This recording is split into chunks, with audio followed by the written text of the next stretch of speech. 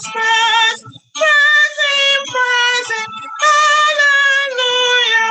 Praise we trust our God of grace. Amen. Amen. We will start the Sabbath school now. It's time. We'll start by singing from SDA number 21. SDA number 21. Asa, happy to see you.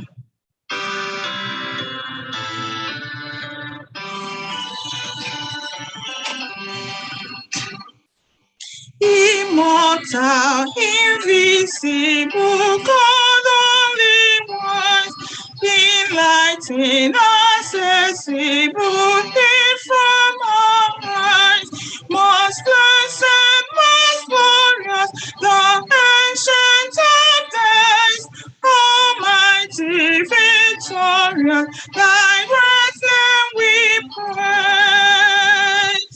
Unresting, unhasting, and silent as light, no wanting, no wasting, thou rulest in pride, thy justice like mountains, I soaring above, thy clouds which are fountain of goodness and love. To all life thou givest, to both great and small.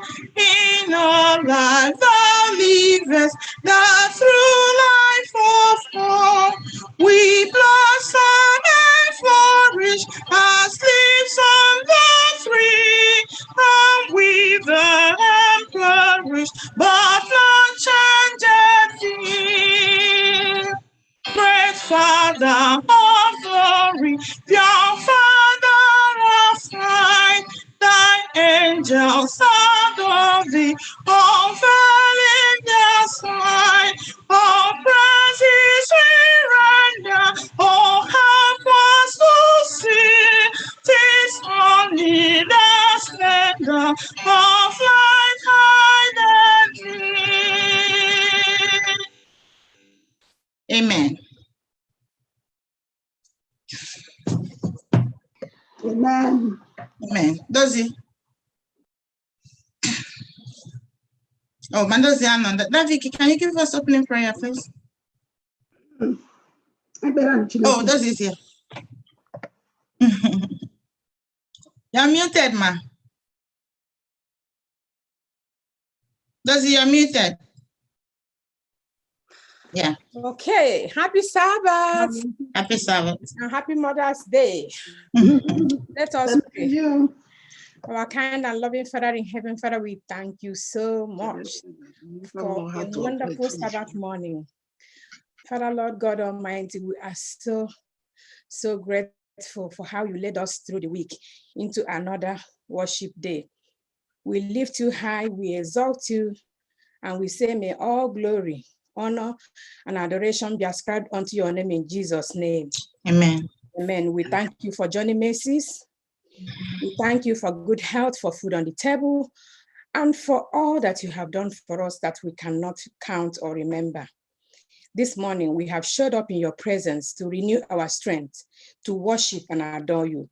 Father, we plead for forgiveness of sins, because it is sin that will separate you from attending this worship with us today. So we pray that you cleanse us of all unrighteousness. Father, we pray that whatever we are going to do today, even the Zoom line, that you're going to take absolute control, that there will be no hinges and there will be no issues, that everything will be done today according to your glory, and that all that is worshiping in your presence today will be richly blessed at the end of the day. Be thou exalted as we worship you today with thanksgiving. In Jesus' mighty name I pray. Amen. Amen. Amen. Amen. Amen. Amen. Happy Sabbath, everyone. Happy Sabbath. It's a thing of joy to live to see another Sabbath. More especially today's Sabbath is a special one, because Within the week, Okay. we witnessed That's very good. God's hand in our lives individually. We witnessed God's answered prayers, more especially those of us who flew outside the state. We witnessed God's answering prayers and journey messages on those who went and came back safely. We didn't hear any bad news, and more especially everything, all the activities they went there to do was successfully done. We say thanks to God. And another thing, we witnessed God's answered prayer in some of our people that were sick. They are all relieved, at least. We see God's healing hand on them. So we have a lot of things to be grateful for. And therefore, I have to welcome all of us today to give him praises, honor, and glorify him. So let us join hands today and praise our Heavenly Father in Jesus' name. Amen. Amen. Amen. Happy Sabbath, church.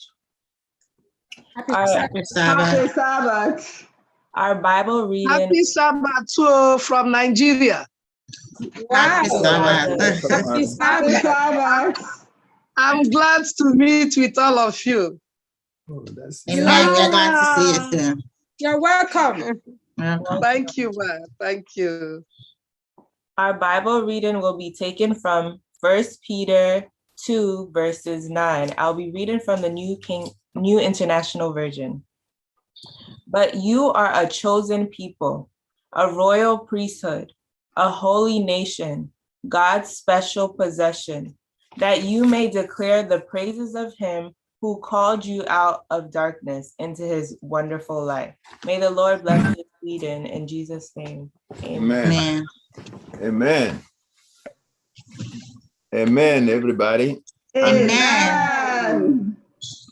I will welcome our dear sister who used to worship with us over here that just joined us from Nigeria. We are happy to see you.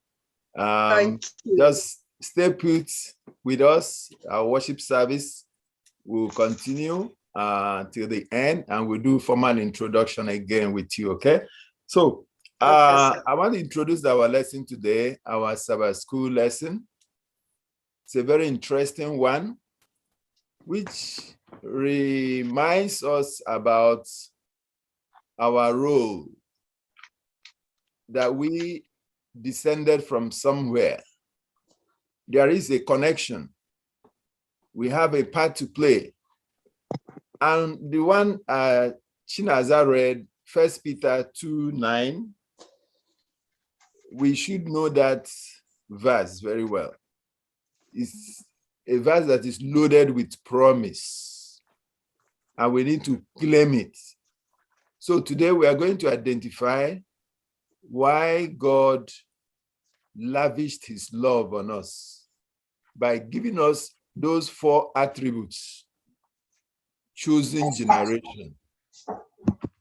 My question becomes, do I see myself as somebody from a chosen generation? Do I see myself as somebody from a royal priesthood? Do I see myself as somebody from a holy nation? Do I see myself as a peculiar person? God has a purpose for that. And today we are going to spend good time in understanding this lesson. And I will require us to make our relevant contributions through the chat, or you raise your hand, and then we'll be able to accommodate you, recognize you. So feel free to be part of this great lesson. Let us understand it together as the Lord blesses us through his manservant that will moderate this lesson. But before then, we are going to have a prayer before our lesson comes. May God bless us as we're going to study in Jesus' name. Amen. Is Tozi there? Yes, our kind and loving Father in heaven, Father, the hour has come when we have to go into your word to study. Father, Lord, we plead for you to show up this time, to be with us, to tabernacle with us, to be with our moderator. Give him the wisdom and the understanding to moderate this lesson as you would want him to do, because we want your will to be done. Father, Lord Almighty, for those of us who are listening from YouTube, from Facebook, and from the Zoom, we pray that you give us understanding mind, a steadfast mind, a listening ear and spirit, oh Lord, so that we will study this lesson and be able to benefit from what you want us to do and hear today. We are Abraham's seed. We are about to know how this came about. Father, may you be with us so that at the end of it all today, we will grasp what you want us to grasp out of this lesson. Abide with us as we study and continue to bless us abundantly in the mighty name of Jesus, I pray. Amen. Happy Sabbath, everybody. Happy Sabbath. Happy Sabbath. Can you all hear me? Loud and clear. Yes, Happy we're hearing you. Sabbath. Happy Sabbath. So thank you, then Namda, and thank you, Dozichi, for the prayer. And just as then Namda has said, last week we studied a very beautiful lesson. If there's nothing to take away from that lesson, you just know from the caption of that lesson that you are a child of promise. The promise was made, and count yourself a part of that promise that was made. And we understood from that lesson that we are Abraham's seed. And then the Lord told Abraham, do not be afraid. I can't forget that text. Very important for last week. Do not be afraid, Abraham, because I am your shield. And the person that handled the lesson was just very wonderful in explaining that. He told Abraham, I am not going to provide you a shield, but he said, Abraham, do not be afraid because myself, your God, is your shield. You don't have to look for shield or protection from everywhere. So last week, we understood that the Lord continues to be our protection, spiritually and physically. And today is another wonderful part. When the Lord made a lot of covenants, a lot of promises, who are those covenants made for? And how do you align yourself to be part of such covenant?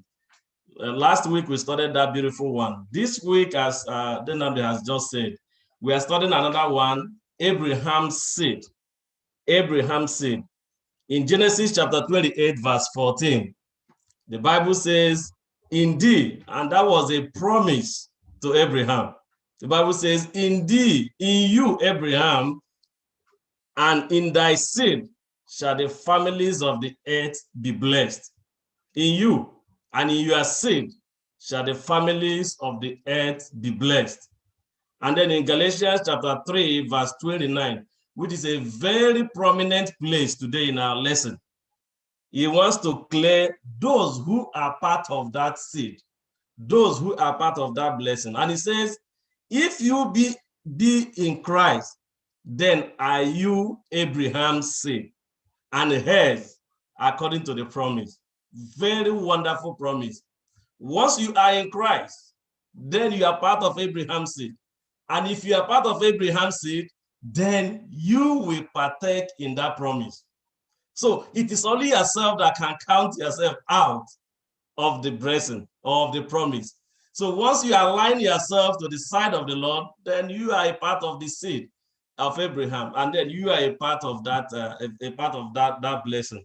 And from where we took our Bible text, which our sister presented very beautifully, from First Peter chapter 2, verse 9, it says, "But you are a chosen generation, a royal priesthood, and a holy nation, a peculiar people, that you should show forth the praises of him who had called you out of darkness into his what? Into his marvelous grace, into his marvelous light." So once you claim and you are part of that Abraham seed, then there are a lot of things, there could be some things attached to that, which you'll be radiating, which you'll be manifesting around you. And the lesson just, just like last week, since this period, it starts with a very beautiful illustration. One I cannot miss in the lesson is a jeweler's clock at the window. It directs people. People look at it all the time, places their eyes on it. But one day, that clock stopped. And the clock was reading, I think, 9:15 or 9:15, right? Yeah, Did you study the lesson? What? 9:15. It was now saying 9:15. Those who were going to work were marveling. Those who were going to school say, hey, does it mean that I have more time? People were getting late. But it is my prayer that the clock of your own life, as Abraham said, will never stop. Amen. That the Lord will continue to radiate in you. But that was an illustration about the Israelites, because the Lord wanted to place them. The Lord placed them as a peculiar people, as a special people. But at some point, that choosing nation, those special people, the clock stopped. And we are not going to reemphasize in this lesson why they were choosing. Just make sure that you are not taking me there. Why they were choosing, we are going to remain it to God. It's going to be God, because the lesson says it is from God's heart that he did that. He loved them and he made them special. We will get to that, but we will not ask a lot of questions. When we get to heaven, we know why they were specially chosen. But what the lesson is trying to tell us is, even though they were chosen specially, and even though that the clock stopped, the Lord still continued something. There was something unique around them that continued.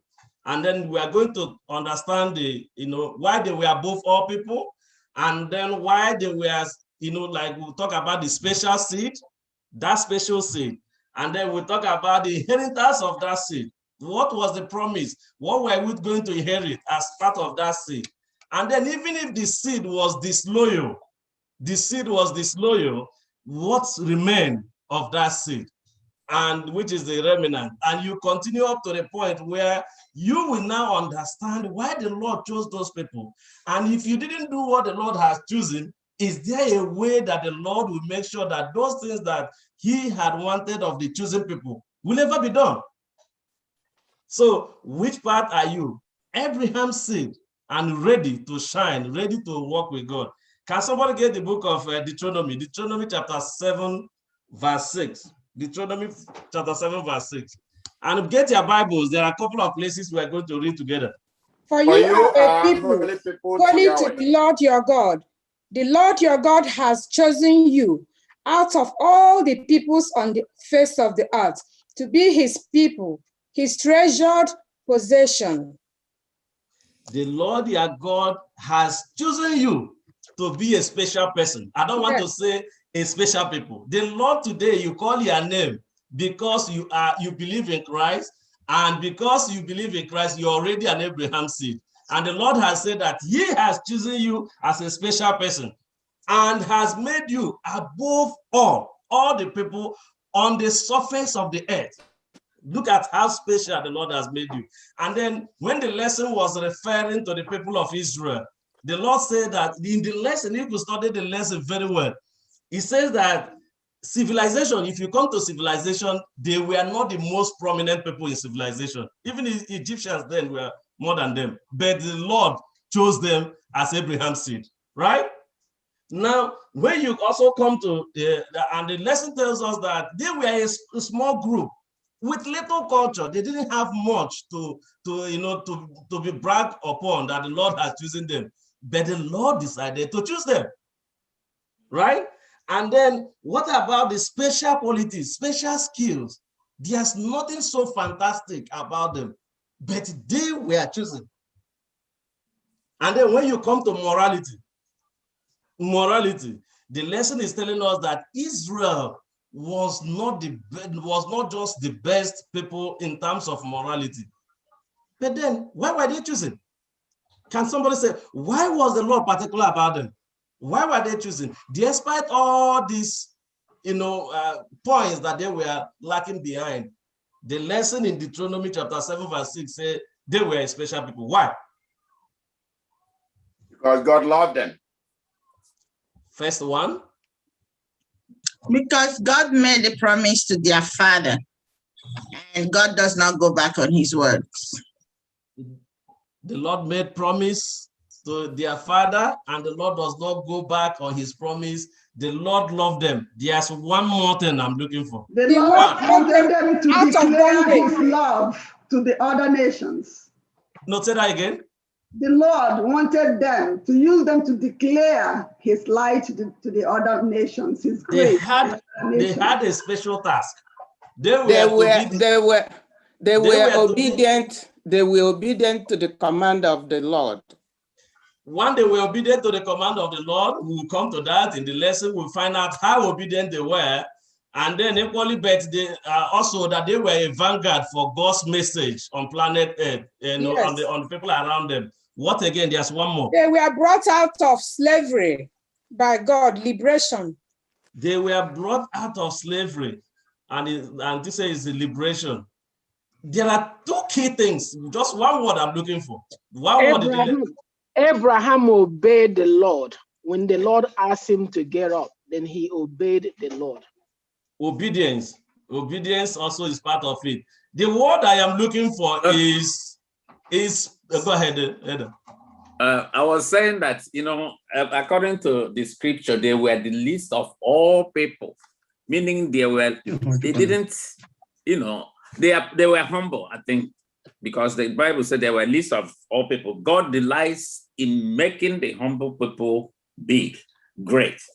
They were from Abraham's seed. They were from Abraham's seed. Redemption. They were redeemed by God. They were redeemed by God. But then let's put all these answers together. They were redeemed by God. They were chosen. They were obedient. They were wonderful. But two things made them to be specially chosen. One of them is that it was the special love of God, just to choose them, one. And then the second one, according to the lesson, is just that it is the grace of God. Grace. Yes. It was just unmerited favor. They were not chosen only because they were very good, very obedient. They did everything that the Lord wanted them. They were redeemed. But the lesson said two things were very prominent. One is love, and another one is grace. And if the Lord is there for you in your situations today, the Lord has used it. The Lord loves you. And because of how you behave does not guarantee God loving you. What makes that prominent in your life is that that's that abundant grace, that unmerited favor that the Lord has placed on your behalf. But then let's continue. In what ways were they to be above others? In what ways were these chosen people? How were they to be above others? Somebody get the book of Exodus chapter 19, verse 6. Another person get the book of Isaiah 49, verse 6. We read Exodus first. There's something I want to take out, and let us listen to Exodus chapter 19, verse 6. And then another person get Isaiah 49, verse 6. Exodus, please read. And you shall be unto me a kingdom of priests and an holy nation. These are the words which thou shalt speak unto the children of Israel. So now I just want to draw something from where she read. Where were they choosing? Where were they choosing to be above all others? To propagate the gospel. To propagate the gospel is the first one, but they needed to be something, that empowers them to propagate the gospel. What was that? Holy nation. They are a holy nation. There's one more thing. Kingdom of priests. Priest. I just wanted you to say that priest. You see, they were chosen as priests. And when you are a priest, according to the lesson, it says that it draws you much closer to God in prayers, in praises, and in sacrifice. As leaders in the church, it calls for sacrifice. It calls for praises, and it calls for nurturing. If you're a leader, you're a departmental leader, and whatever it is, you are called a priest. And when that is on your head, the Lord says you should use it to praise him. So that's the first one. They were chosen as priests. And when they are priests, they are like role models. They will help others to come to faith. If you have Isaiah, can you read Isaiah 49, verse 6?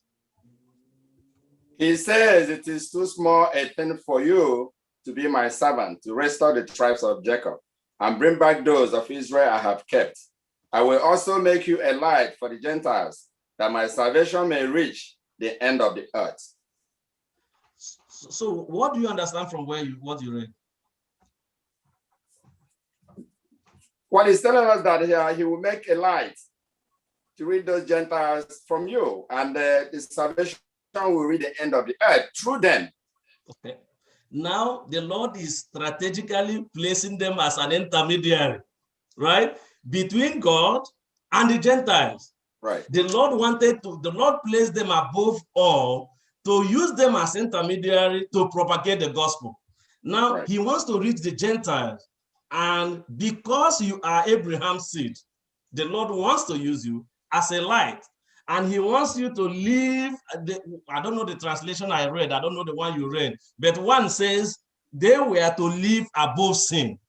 They were to live above sin, and they were to prevail above the realm of sin. Another translation says that. And then those were the key factors, in addition to so many others, that the Lord has chosen them for, and why the Lord wanted them to live above others. Are there some contributions before we move to and despite the fact that God said that they were so small, they are so thin, but He was still able to use them to propagate the gospel. So today we'll be expecting some big people, some big crowd. But He said that they were so small to be His servants. But despite that, He was still able to use them to reach others. Thank you very much.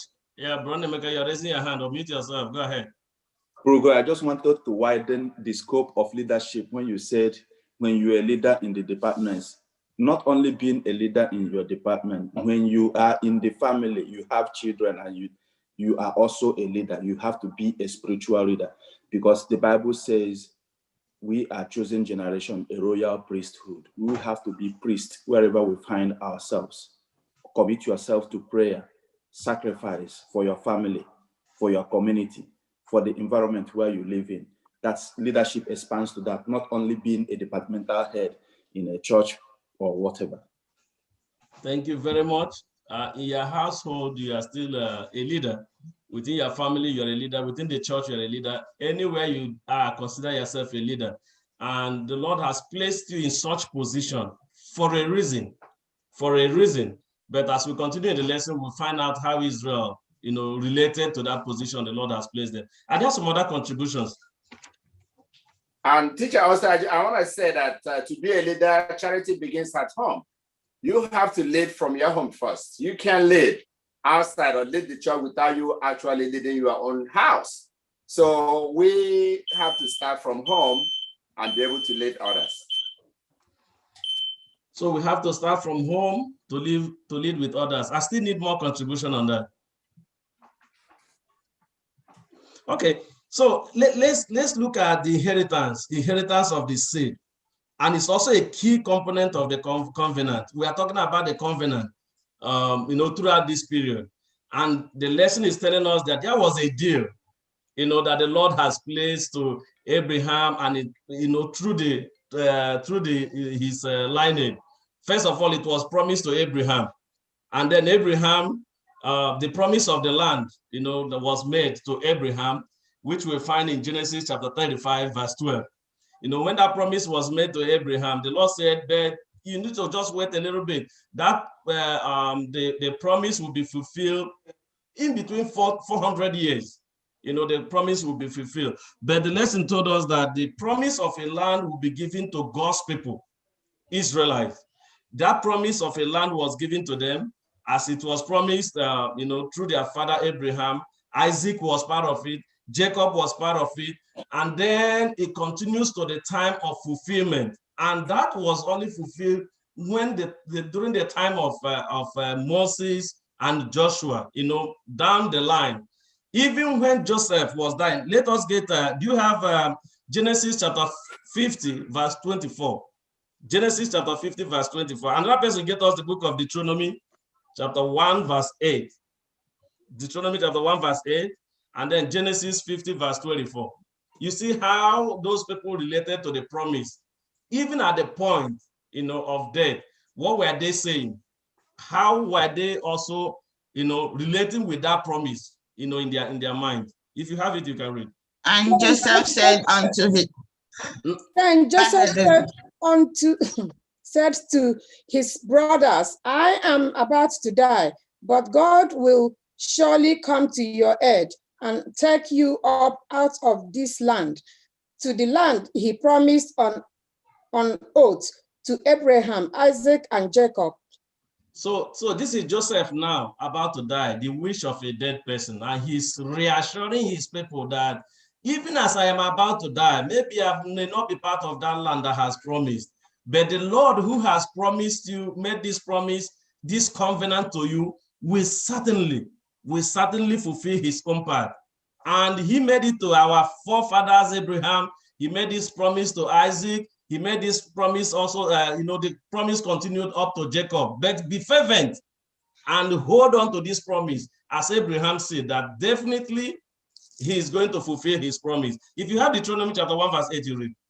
Behold, I have set the land before you.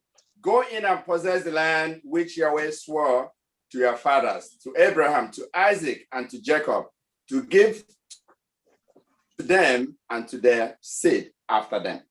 Now you see the progression. What I'm trying to see is that it was promised to these people mentioned, but they continues up to their seed. Yes. And then don't forget what we said at the beginning, that if you are in Christ, you are what? You are part of the seed. If you are in Christ, you are part of the Abraham seed. And now the lesson is telling us that the promise was made to Abraham, continue to Isaac, continue to Jacob, and also to their seed. That means you can lay claim to that. If you are a seed, then that means there's also a promise, made to you. Can we read Genesis chapter 35, verse 12? Genesis chapter 35, verse 12. Because that's where I'm going to, because I want us to start thinking about that. The land I gave to Abraham and Isaac, I also give to you, and I will give this land to your descendants after you. Your descendants after you. I just wanted to buttress the fact that once you are a seed, once you are part of that Abraham descendant, you're also part of that promise. But then the Lord has made this promise. The Lord has made a promise to Abraham, to their generation. And then we, as part of Abraham's seed, the descendants of Abraham, not only the Israelites were chosen, and it was their thing. If you are part of Abraham's seed, then there's a promise, there's a covenant on your head, of that land that was promised. But the promises, will they just go unconditional? That's where I'm coming to. God had made all those promises to them, and to us today. How are those promises made? Can we get the book of Joshua, Joshua 23, verse 12, Joshua 23, verse 14 to 16. Those two verses are very important. Let us hear what Joshua was even saying far back after, they have talked about this promise in Genesis. They have talked about it in Genesis, and now in Joshua, what is he saying? And then it will now bring us back to those conditions, which I'm going to ask you, what are those conditions for this promise that the Lord has made?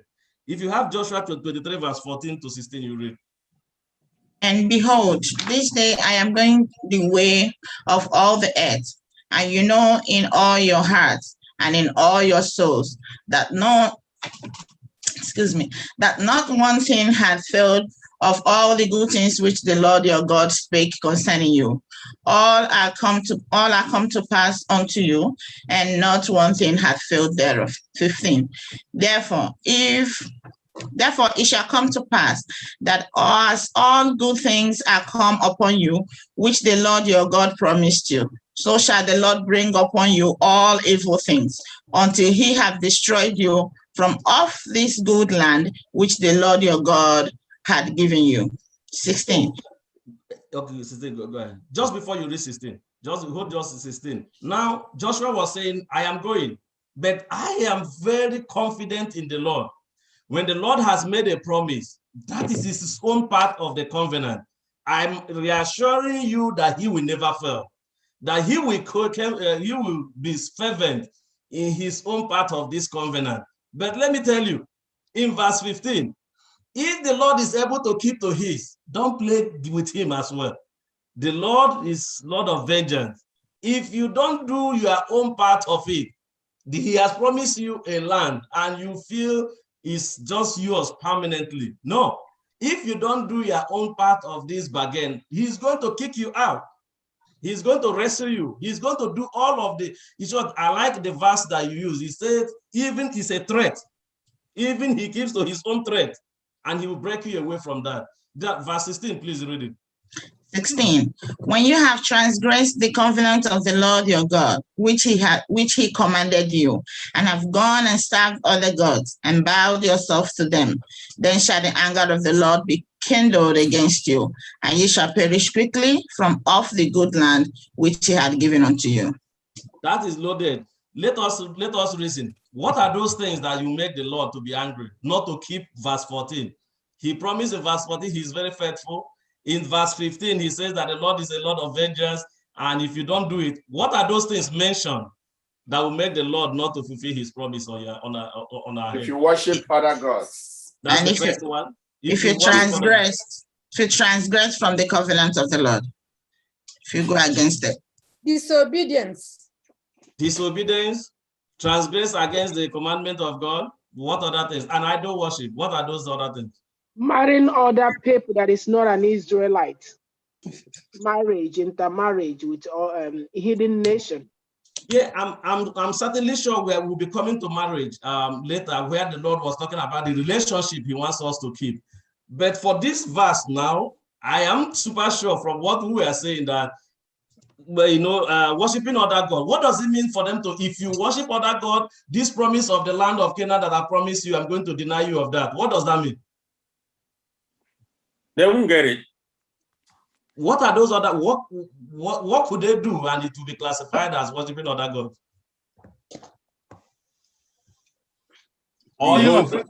The whole thing boils down in disobedience.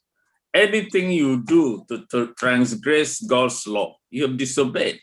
And that is why Abraham was, father of many nations, because he was very faithful and obedient to God. And God continues to, you see, even if you look at the history of the Israelites, anytime they disobey, it comes with punishment.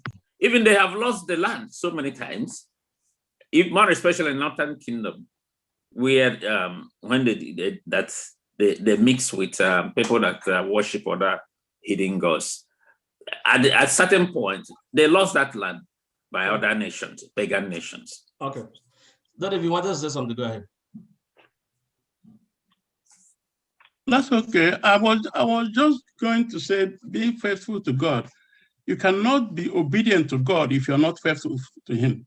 Yeah. Faithfulness comes first. You believe, you trust him, and you're faithful to him. The obedience is the fruit of faithfulness to God. You can't be obedient when you're not faithful to somebody. Beautiful. If you don't trust somebody, you cannot be obedient to him.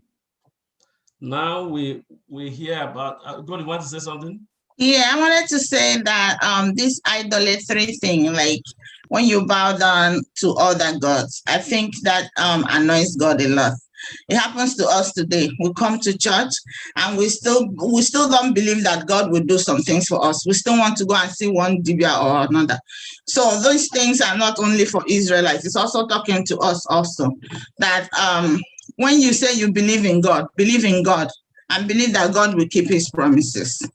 And if you don't believe in God, if you go and worship other gods, then God will not be happy with you. That's a simple analogy. Now, apostasy is part of it.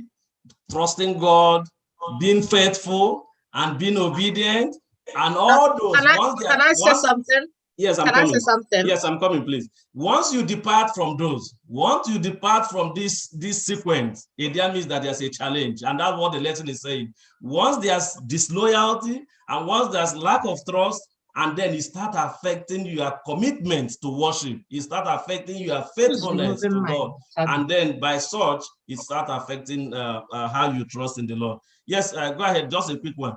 Yeah, the quick one, I wanted to say other gods. The small letter G gods have gone to church. they have gone to various churches.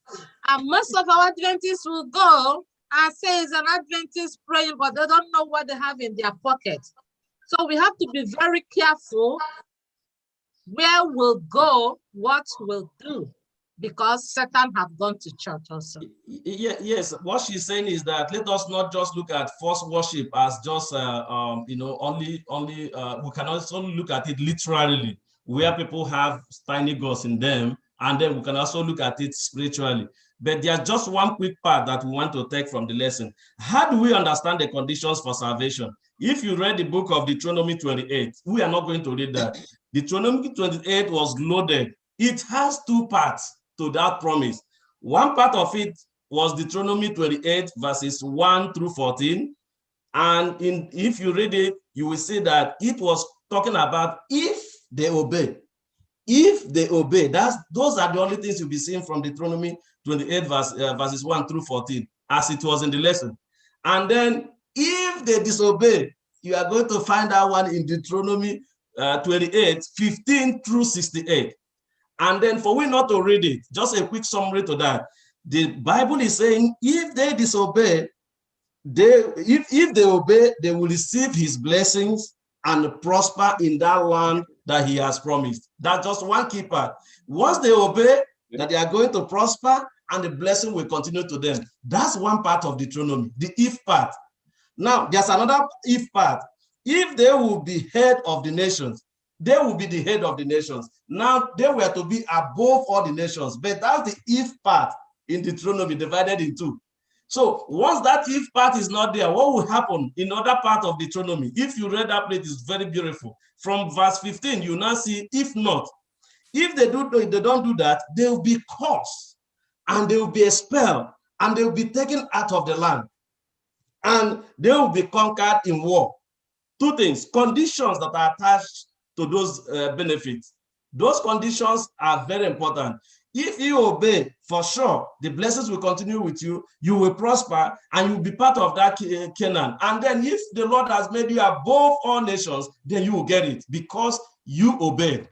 But if you do not, you'll be conquered, you'll be expelled, and then the land of that Canaan, the prosperity attached to that Canaan will not be there. Let us get the book of Leviticus 26.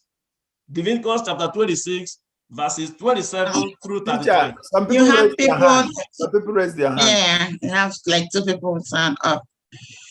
Okay. Let's get Pastor Alozine first. Pastor Alozine, go ahead. But let us get the book of Deuteronomy, Leviticus and Holy. Leviticus 26, verse 27 through 33. Pastor Alozine, go ahead. All right, thank you so much. Can you hear me? Yeah, I can hear you clearly. It's all right. There's a part of this covenant thing I'd like us to actually look at very well. How long it took the covenant to come to reality.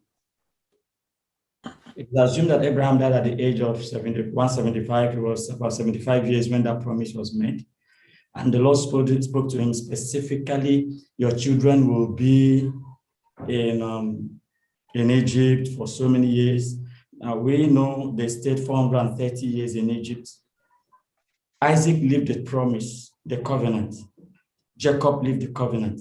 When you calculate the years of Isaac and the years of Jacob, adding to 430 years, it's way over 600 years, more than that. But that covenant that God made with Abraham was still active all these years. Now, is it possible that the nature of covenant is such that when it is made, it does not just fizzle out, does not just die until it accomplishes the essence of its existence? Now, if that is true, what about certain ancestral covenants that have been made, roping us in by our forefathers, made with certain demonic powers, made before certain shrines, from our background, since we are almost all Nigerians here? What about those covenants that were made for them and their children, of which we might have fallen to the second or the third generation of that covenant? Is it also possible that they might still be active until we ask of the Lord to separate us from those covenants? Is it possible? I just want us to think about that. I want us to think seriously about that. Because if we come from the kind of background I come from, there may be need for you to ask of the Lord If there are certain things that your forefathers did, like when you come to the scriptures and you consider the fact that because of what David did, the Lord cursed his family, and generations to come, they were experiencing life in their family on account of what David did. Now, Gehazi was the one that committed the evil, but Elisha said, all through your generation. So is it also possible that there are certain ancestral curses based on covenant that were made or curses that were made at time of far? What I'm trying to say in essence is there are certain things that Seventh-day Church we don't actually put into consideration, but they are really, really working even against us. And they are there in the scriptures, but from time to time we'll try to neglect them. Now, when we come to this particular aspect of the covenant that God made with Abraham, we find out that the Lord maintained his covenant. So if we have a covenant with the Lord and we break it, we are to face curses, because that is what Deuteronomy is telling us. God says, if you obey my covenant if you do the expectations of this covenant, you will get blessing. But if you don't, you face curses. Now leave the covenant with the Lord, because covenant can be made between human beings and human beings, between a group of people and an individual, even among spirit. Covenant can be made between an individual and a spirit exists, a spiritual being. So if we have a covenant with a fellow human being and we break the covenant, is it possible that we'll also face certain point of curses on account of disregarding or going against the agreement we made, if covenant is agreement, as we know? Now, one of the signs of Christ's second coming is clear. I will say it in Igbo.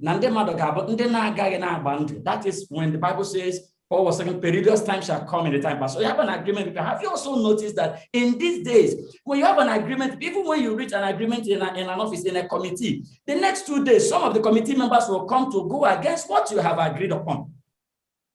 Is it also possible we see that in the church? Now, if you're one that cannot keep a covenant, you are actually fulfilling the negative signs of Christ's second coming, which makes you subject to eternal destruction. So I want us to look at this very well, because when you keep to a covenant, you will be blessed. When you disobey, you will be cursed. And when you have an agreement with somebody, please keep to it. If you find yourself from a background that is not very clean, ask of the Lord to separate you from whatever your ancestors have done. He is capable of doing that. Thank you very much for bringing that part out, Pastor. Very important to keep to the covenant. And one reassurance, I'm in the Bible those days. Also, those courses will continue. So, but they continue. That means that those curses will not be on your head. But what does it mean for you not to continue to follow us, and but that you departed from those covenants of your fathers, and you are now worshiping the Lord and being faithful, to Him. But let us, from that Deuteronomy where I wanted the Leviticus, I don't know if anybody has it. Let's just read that place quickly before we go to this. If you, in spite of this word, can I read? If you, in spite of this, won't listen to me, but walk contrarily to me, then I will walk contrarily to you in wrath. I will also chastise you 7 times for your sins. You will eat the flesh of your sons, and you will eat the flesh of your daughters. I will destroy your high places, and cut down your incense altars, and cast your dead bodies upon the bodies of your idols, and my soul will abhor you. I will lay your cities waste, and I will bring your sanctuaries to desolation. I will not take delight in the sweet fragrance of your offerings. I will bring the land into desolation, and your enemies that dwell therein will be astonished at it. I will scatter you among the nations, and I will draw out a sword after you. Your land will be a desolation, and your cities shall be a waste. So you can imagine all the threats if you don't keep the covenant. These are all the threats. The Lord says, you see, my own part is confirmed. But if you falter in yours, all those things that He mentioned there are the things that He Himself will do. It's just one place that scared me so much. He says, I will bring it 7 times upon your head. That's scary. That's very scary. I wanted us to dwell a little bit on that, but because of our time, let us look at the disloyalty. After all these things that were said about Abraham, let us look at the case of Noah. If we look at the case of Noah, a promise was made, to Noah's generation. And if Noah had not kept that promise, it was a covenant. A covenant was made. I said, if you do this, go and reach out to these people and I will save them. And that was a promise. And he needed to preserve and not destroy the people. And when Noah kept to that part of the bargain, the Lord did not destroy him. You know, he received that blessing of the Lord's protection. But in the life of Israelites, how did they react? I just want us to read Jeremiah. Before I give them the time to talk, I saw your hand. Let us read Jeremiah chapter 3, verse 1 and verse 20. Let us how Israel, despite all the promises that the Lord made to them, despite all the threats that the Lord specifically mentioned about breaking that covenant with him, how did Israelites, how did they behave? How did Israel behave? Israel and the covenant, how did they behave about the covenant the Lord has given? If you see it, you read. That's Jeremiah 3, verse 1 and verse 20. Let us see how they behave. If a man divorces his wife and she leaves him and marries another man, should he return to her again? Would not the land be completely defiled? But you have lived as a prostitute with many lovers. Would you now return to me, declares the Lord? 20. But like a woman unfaithful to her husband, so you, Israel, have been unfaithful to me, declares the Lord. The Lord was relating to how heartbroken, if I will use the word, about Israel and what Israel did, you know, and then the Lord was likening it to a husband and wife relationship. That was so heartbroken. So he now related it to use an image of marriage to relate that heartbreak. Then if you go ahead and say, and then I'll come back to you. Yeah, I was just about to say something about the land deal. The land God is promising here to all children of Abraham, to all seeds of Abraham, is that little piece of land in the Middle East where the Palestinians and Israelites are fighting for every time? Is that the land we're talking about here? No. The Canaan. No. The lesson will answer that when we are going to talk about the spiritual Israel. You know, the spiritual Israel, the remnant and all that. The lesson will answer about that covenant, about that land, whether it's the physical land, or if it's a physical land and it's in Israel, that means it's for Israelites alone. But the Lord is saying something about that promise of the land.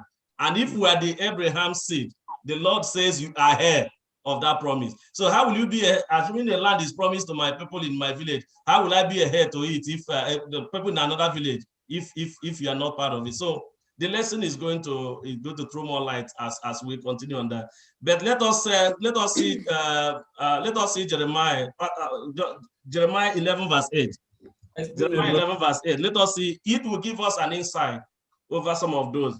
And then because what I want to draw here is, what did the Israelites, what did they do? And despite all those threats and all those promises, why did they depart? You know, what caused them to move away from that promise? And did the Lord fulfill his own part in terms of giving them the promise of the land and also tearing them apart as he threatened in that lesson? Jeremiah chapter 11 verse 8.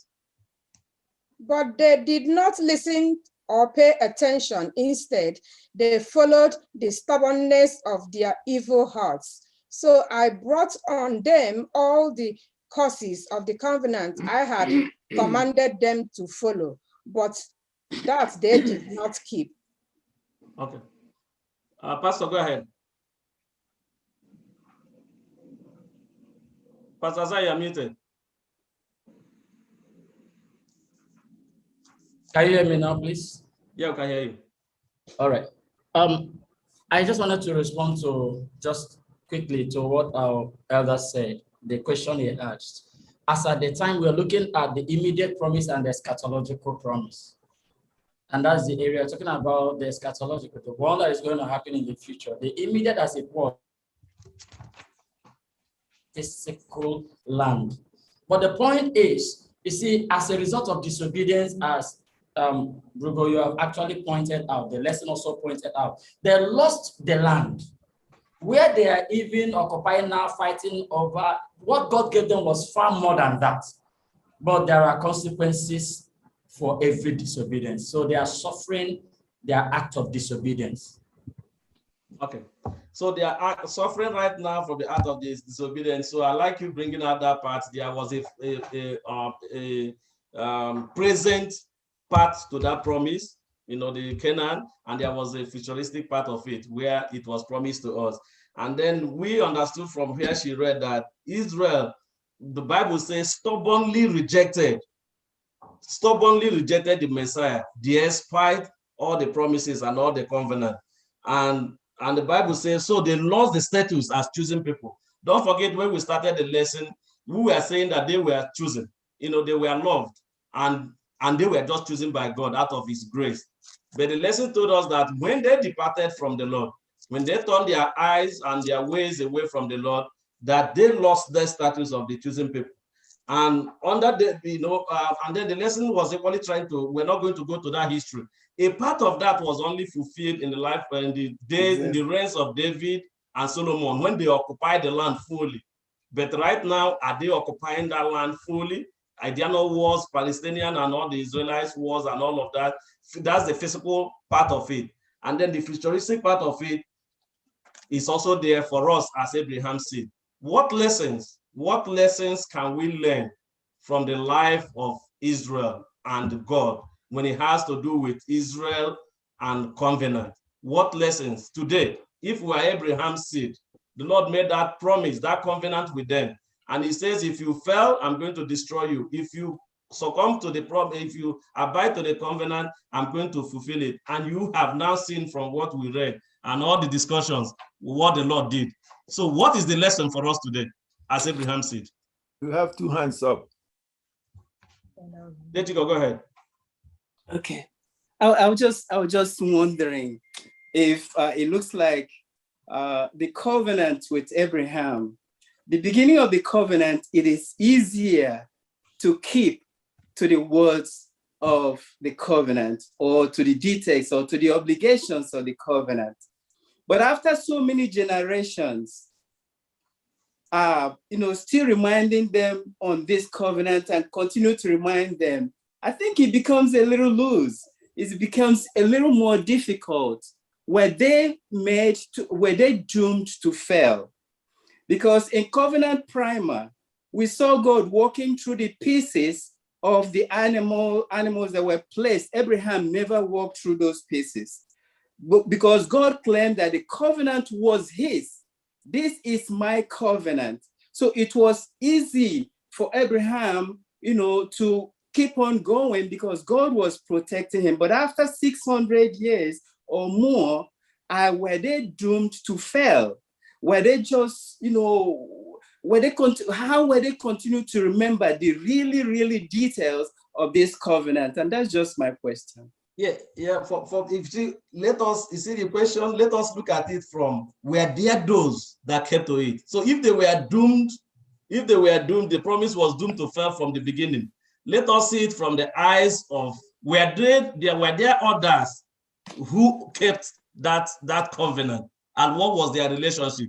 Although the people of the God's plan for those ancient Israel, those chosen people, they spoil it based on disobedience. But were there those that kept it? So if there were those that kept it, you can believe with me that it was not destined to failure from the beginning. If there were those who kept to it, is that not true? We're experiencing that now too, because so many people will tell you this year Jesus, when is he coming? We've been waiting for him since our forefathers waited for him. So when is he coming? So it's the same thing, when you have faith and you believe in that promise, and I know that one day that promise will come to fulfillment. Let us quickly get the book of Romans 11 verse 5. Romans 11 verse 5. Brother Mega, go ahead. Let us get Romans anyway. Once Brother Mega finishes, 11 verse 5. I heard my thought earlier on, and maybe the things that are coming up now still brings me back to that thought. In the land deal, there's one thing that I noticed that God helped his people to do. They kept their eyes on the promise. And because they kept their eyes on the promise, like the Bible these days, in this current dispensation, we are told, turn your eyes on Jesus. Every other thing will grow strangely dim, but just focus on Jesus. When you focus on the promise, you will do everything towards getting that promise. That was why before Joseph died, he reminded them of the promised land. Before Jacob died, he reminded them, said, don't forget, we are still matching this. Our God has promised it will. So now, are we forgetting that Jesus Christ is coming again? You know that there are people that are behaving that they believe that when you die, you are died. Forget about this Jesus. All this, why he said he will come. Why is it that he has not come? Never you lose your sight of the promise. If you lose sight of the promise, you have lost a lot of, almost everything. Because if you keep your eyes on the promise will always remind you that you need obedience to get to the promise. That from what he's saying is that when you are very focused on the promise, on the covenant, then you will not lose track. But the lesson is telling us that not all Israelites were very as focused as the Lord wanted it. Once you take your eyes away, then the promise is a failure for you. So there were those who were not as focused as they were expected. And the Bible says that although most of the people of the Israelites were disloyal, there were always some people who stood faithful. There were those few who stood faithful. And from Nemeka's contribution, those people, were faithful to the covenant, and the love and the obedience, started obeying God. They kept their eyes on the promise. And the lesson is telling us that those people are called the remnant. Please, if you have the Romans, can you read for Romans 11, verse 5? Yes. At the present time, there is a remnant chosen by grace. At the present time, there's a remnant chosen by grace. In the lesson, if you studied, you know that even when Elijah himself, Elijah was running away.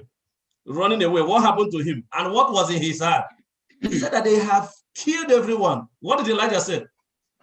That he was the only one remaining. Elijah said, everybody has bowed. They have destroyed all the altars, Lord. They have killed, they have maimed, the land is finished. I am the only one left. Was he truly the only one left? No. Sister Wangaka, you're raising your hand. Yes, I was just trying to add based on what Chigo mentioned about how they lost the focus from Abraham to the next generation. We can think about our own time today, when as parents are not teaching their children, that says the Lord, we can lose the same focus. And the Bible is warning us, the same thing that happened to the Israelites will happen to us if we are not, as a parents, leading our children in the right path, because that's why they lose focus. Because when they started to intermarry, God mentioned that too, do not do that. And when they started worshiping other gods, they are losing focus. The same thing that we are doing today as an Adventist has been chosen to be the peculiar people that God has called. But when we are doing in our own thing, walking in our own way, doing what we will, before it used to be when you see an Adventist, wow, always remain Adventist. But today, there's no different. If there's no different, how can people know who we are? When we are doing the things the people of the world is doing, why God has called us a peculiar people, a holy nation, so that we are the ones to tell others God is coming again. So we need to be careful. We are not talking about this physical Israel anymore. Now it's spiritual Israel. Are we part of that Israel? What are you doing in your own family to bring your own children to the Lord? Yeah, thank you. Thank you very much for going into spiritual Israel, which is our Thursday's lesson. But before we go to spiritual Israel, which the Lord is asking, what is now on you? Let us finish that part of the remnant, the responsibilities of the remnant. Let us not forget in 1 Kings, I don't think we'll read that, but okay, let's just read only one verse. In 1 Kings chapter 19, verse 18. 1 Kings chapter 19, verse 18, just the verse 18 alone. When Elijah was running away, he told the Lord, I am running because I'm the only one left. The altars have been destroyed. But the Lord tried to let him know that instead of the Lord now said, hey, come because you have run away. But the Lord now gave him another task. There was now another responsibility set for him, which shows that the covenant must continue. If you feel that you are the only one left to carry the good news, that I'm the only one doing it and the only one doing that, the Lord has a lot of other people that you are not seeing. And the lesson is telling us that they are remnant. It was even surprising to Elijah when the Lord responded to him. If you have that verse 18, can you read it so that you see what the Lord told him? Don't think you are the only one, but look at what the Lord said. Go ahead and read.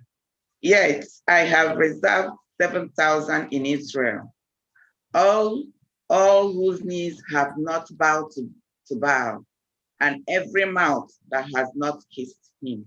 You see, when he was saying that I'm the only one, keeping the covenant, they destroyed, the Lord says, calm down, Elijah. In that same place where you are coming out from, which you feel that they are not being obedient, they are not doing anything, I have 7,000 people who have never used their knees. What it means using kneel is in worship, who have never used their knees to worship the Baal, and have never kissed, have never used their mouth to propagate the Baal or the Baal worship. I have 7,000 more people, but now these are the remnants. Go and do your own work. Even the same thing to Babylon, the three Hebrew boys, Daniel. Even in Babylon, they were fervent and with their friends, and they were chosen by grace. So as a remnant, do you consider yourself Abraham's seed? And if you consider yourself Abraham's seed, do you see yourself as a remnant? Despite the challenges in the world today, just as our sister just said, there are people who are claiming to be Adventists, but they are not, truthfully. And there are people who are, not committing the much they should in service. But the Lord is saying, keep to that which you are doing. There are other people I have that are doing this, that are obedient to me, that are equally doing the same worship. And how faithful, how more faithful the remnant, what were they to do? They were choosing, Israelites of old, they were choosing, as we established at the beginning of the lesson, to be the priest. Those who pray, who establish very close relationship with God. If you consider yourself a remnant, what is expected of you? Let us read John chapter 10, verse 27 and 28. Let us see what is expected of you as a remnant. Now we are talking about being a remnant, those who believe in God.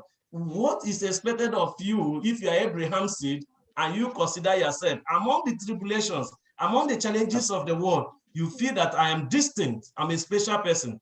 What is the Lord tasking you to do? In John chapter 10, verse 27 and 28. My sheep hear my voice, and I know them, and they follow me. And I give unto them eternal life, and they shall never perish, neither shall any man pluck them out of my hand. So the lesson is saying that the sheep, that I know the sheep, and they are my own. And the lesson is emphasizing that no one, not even the tribulations, not even the challenges, shall take them away from my hand. Not even the challenges, no tribulation shall take them away from my hand. And those are the promises about the remnant. Just finally, before we allow people to contribute, just where our sister mentioned about the spiritual seed, we are talking about the seed. We started from the seed of Abraham. We started looking at the remnant. We started looking at the promise of the land. And we now call why they were above all the people. But now let us see what position do we occupy today. The seed, the covenant was made for both the Jews and the Gentiles. But what is the position today as the remnant? What are we expected to do? Our sister said before that we should just uphold our families. We should uphold the gospel and preach the gospel and do it. Also leave it out. Not when you are proclaiming to be an Adventist and you are not. But let us see Galatians chapter 3, verse 7. Let us see Galatians chapter 3, verse 7. Are there other things? Are there other things expected of us? As spiritual Israel, for that spiritual seed, are there other things expected of us? Galatians chapter 3, verse 7. It says, Yeah, it's echoing. It's echoing. No, there's another Zoom by your side and it's echoing. Please, another person read. Galatians 3:7. Understand then that those who have faith are children of Abraham. So those who have faith, is it Galatians 3:7? Yes. Okay. So all those who have faith, all those who accept the Savior by faith. Now faith is coming in. All those who accept Jesus by faith, they are part of Abraham's seed. So you are a choosing person. Where you are, you're a choosing person once you believe, once you trust in the Lord, and once you have faith in the Lord. The lesson said that you're a choosing person. Are there other things expected of us in the lesson? The spiritual seed. How are we going to be part of that lesson? Pastor Isaiah, are you raising your hand? Yes. Go ahead. Go ahead. Yes, I did. Can I go ahead? Yeah, go ahead. All right. God knew that the tendency of losing faith in the promise and the covenant, even starting with Abraham. I'm just trying to respond quickly to what Edebere said.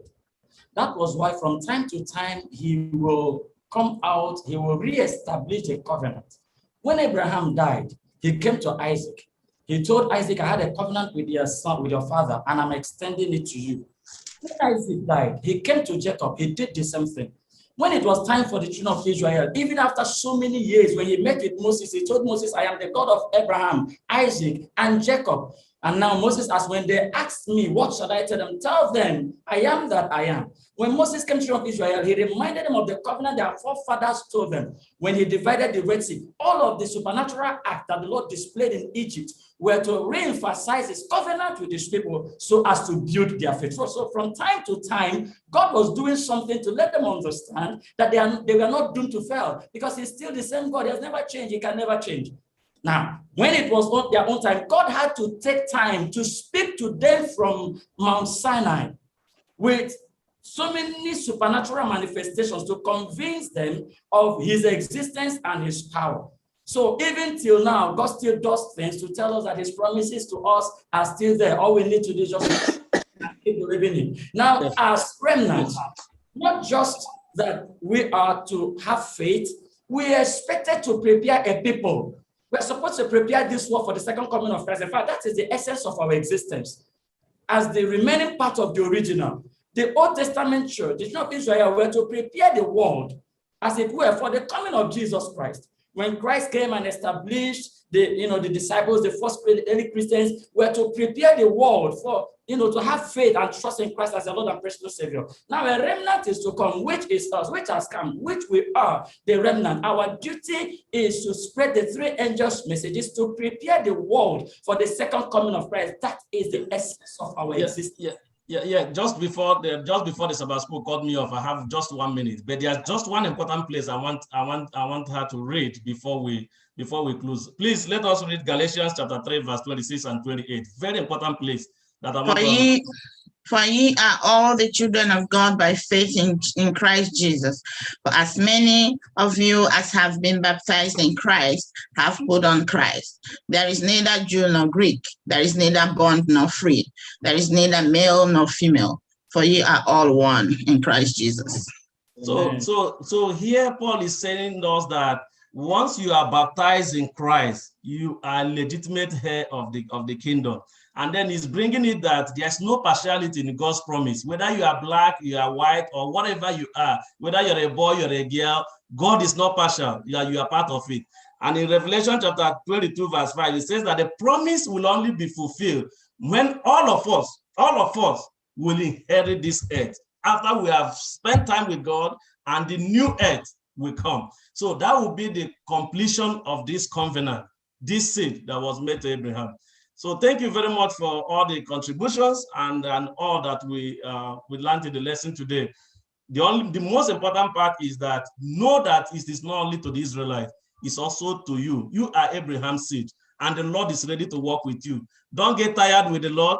Know that there are others who are also working, and count yourself a remnant, because you are going to continue that task of propagating the gospel until that new earth is inhabited. May the Lord bless us all in Jesus' name. Amen. Oh, Father, we are joined with the Son. We are children of the kingdom. We are family. We are one. Thank you so much, Elder Oguchkwag. May the Lord continue to bless you and bless your ministry in Jesus' name. Thank you. That was a wonderful one. And if you have any contribution or questions, this session will still be open in the evening. We will discuss more about these lessons. We urge you to join us by 6 p.m. today. We will move on with the Sabbath School. It is now time for our Sabbath School expense offering.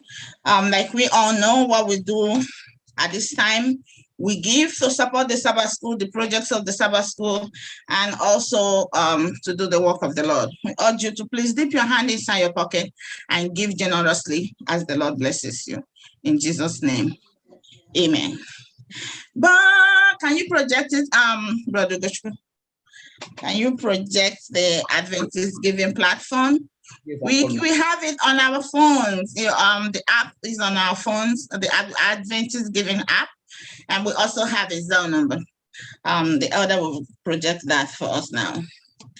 But you are glorious people, a royal priesthood, a holy nation, the people belonging to God, that you may declare the praises of his name.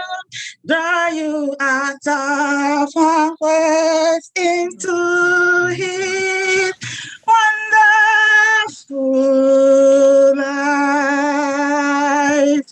But you are glorious people, a holy nation, a royal priesthood, the people belonging to God, that you may declare the praises of his name, who draw you out of darkness into his wonderful light. Amen. I think that's our memory verse for today. Amen.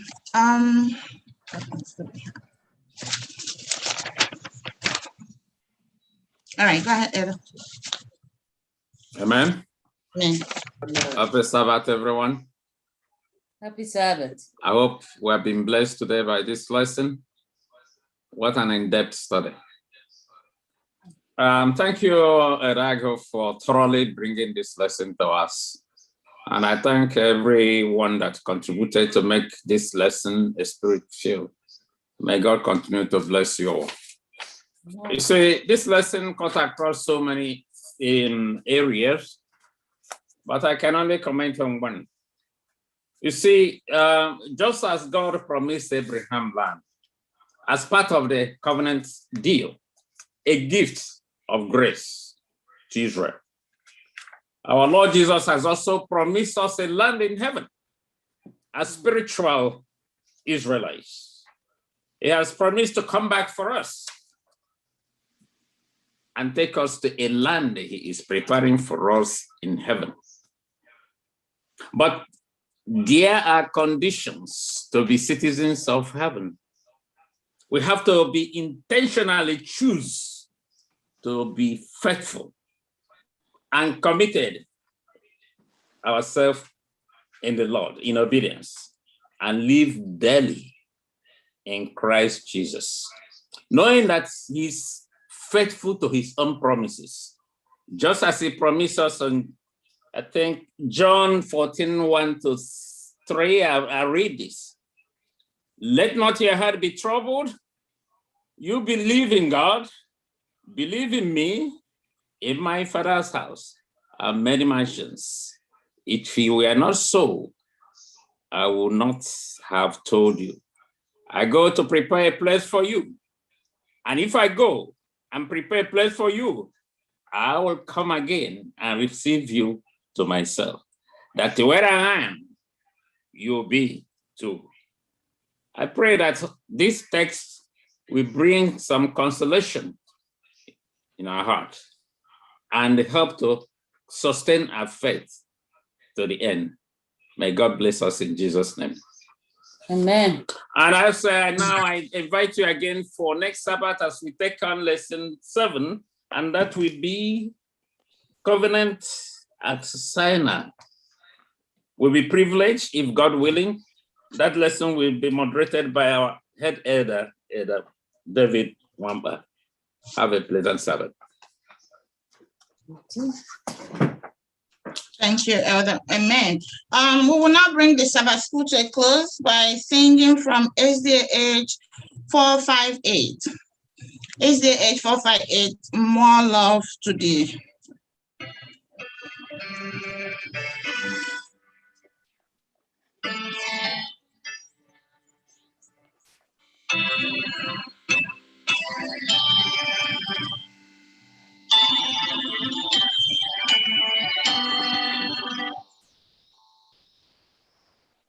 More love to thee, O Christ, more love to thee. Hear thou the prayer of night, on them that kneel. This is my earnest plea, more love of Christ to thee, more love to thee, more love to thee. Once earthly joy I crave, some peace and rest. Now thee alone I seek, give what is best. This all my prayer shall be, more love of Christ to thee, more love to thee, more love to thee. Let sorrow do its work, calm grief and pain. Sweet are thy messengers, sweet very friend. When they can sing with me, more love of Christ to thee, more love to thee, more love to thee. Then shall my letters spread, whisper thy praise. Peace be the passing cry, my heart shall rest. This that is right shall be, more love of Christ to thee, more love to thee, more love to thee. Amen. Shall we pray? Onye nwanyị na Chineke anyị, onye nsọ nke igwe, anyị ekelela gị, anyị atụọla gị mma ọ dị ukwuu n'ihi na iduru anyị amụọ ha ọmụma anyị n'ụbọchị taa gbasara Abraham's seed. Onye nwanyị imeela n'ihi na imeela, anyị akọtasịla ezie ma anyị bụ Jew, ma anyị bụ Gentile, ma anyị bụ bond or free. Alaeze eluigwe ngadi open for anyone who believe in you and baptized in the name of the Father, Son, and the Holy Spirit. Onye nwe anyị, o doola anyị anya na-ege ebi ọdọ n'obi ekwesịkwaghị ịda ala anyị mmiri na anyị ekwesịfụ ịdịkwa adọ ala kena nọ n'elu ụwa na anyị ga-ekwesịrị ilewe anya n'eluigwe mbụ that land whose builder and maker is God. Onye nwe anyị bịa nye anyị ike ọhụrụ na ume ọhụrụ n'ụbọchị taa. Bịa nọnyere anyị, nye anyị mmụọ nsọ na o zuru oke. Otu anyị ga iji obi anyị tụkwasị n'ihe nke eluigwe. Tahekwa ụwa ke na niile mgba ọchịchịrị. Ta anyị lelie anya elu nwee ike ifocus on knowing you personally as individuals. Mgbe anyị ndị ụmụ ndị na Chineke nke eluigwe, ekwedila ta anyị ndị amụ ya ka efu. Kweta anyị ndị amụ ya n'ime mmụọ na eziokwu. Ka anyị nwee ike magharịa ụrọ chigharịa isi. Ka anyị nwee ike dị obedient, hụgụla anya kwere na ekwesị ike, nwee a steadfast spirit. Hafu ịda dị tossed around like children. Biko Chineke nye anyị mmụọ nke ịmụ akwụkwọ nsọ dịka anyị kwesịrị ịmụ. Ga-abụ mgbe akụ nke ụwa na nga ebe anyị eguzosi ike n'ihi anyị amaala onye bụ. Onye nwe anyị, anyị adịghị gara mụchaa. Anyị gajela another section of our worship. Father, send your Holy Spirit into this line, that everything we are going to do today will be according to your glory and only your glory alone. Arise, O Lord, let the enemies of your people be scattered. Let illness and dangerous diseases be away from your children. Father, there are people who have called in from all parts of the world, from north, south, east, and west, Zoom, Facebook, and other mediums. We plead that you bless everyone that has worshiped today. Heal their diseases, heal their brokenheartedness. Guide and be with us through this day and into next week. Bless all mothers around the world as the world celebrates Mother's Day this weekend. Father, you know what the mothers stand for. Make us better mothers. Anoint us anew. Make us mothers that will teach their children the way of the Lord. Mothers that will live an exemplary life in our homes and in our communities and wherever we go. Father, we thank you. We bless your holy name. Be thou exalted as we worship you today in our lives in the mighty name of Jesus. Amen. Amen. Amen. We thank you, everybody. Thank you so much for joining us today. From the Sabbath School Department, we appreciate you for joining us. I can see so many people joined us today from Nigeria. So many are on Facebook, so many are on YouTube. We appreciate you. We thank you. We urge you to please join us again next Saturday as we are discussing all these lessons and learning from them, and as we prepare for the second coming of our Lord Jesus Christ. May the Lord continue to be with you and your families till we meet again next Saturday, same station. God bless you. We welcome you to Sabbath School. We are happy that you are here. Happy Sabbath day. Happy Sabbath day to you all. Till we meet again. May the Lord be with you and your families till we meet again next Saturday in Jesus' name. Amen. Amen.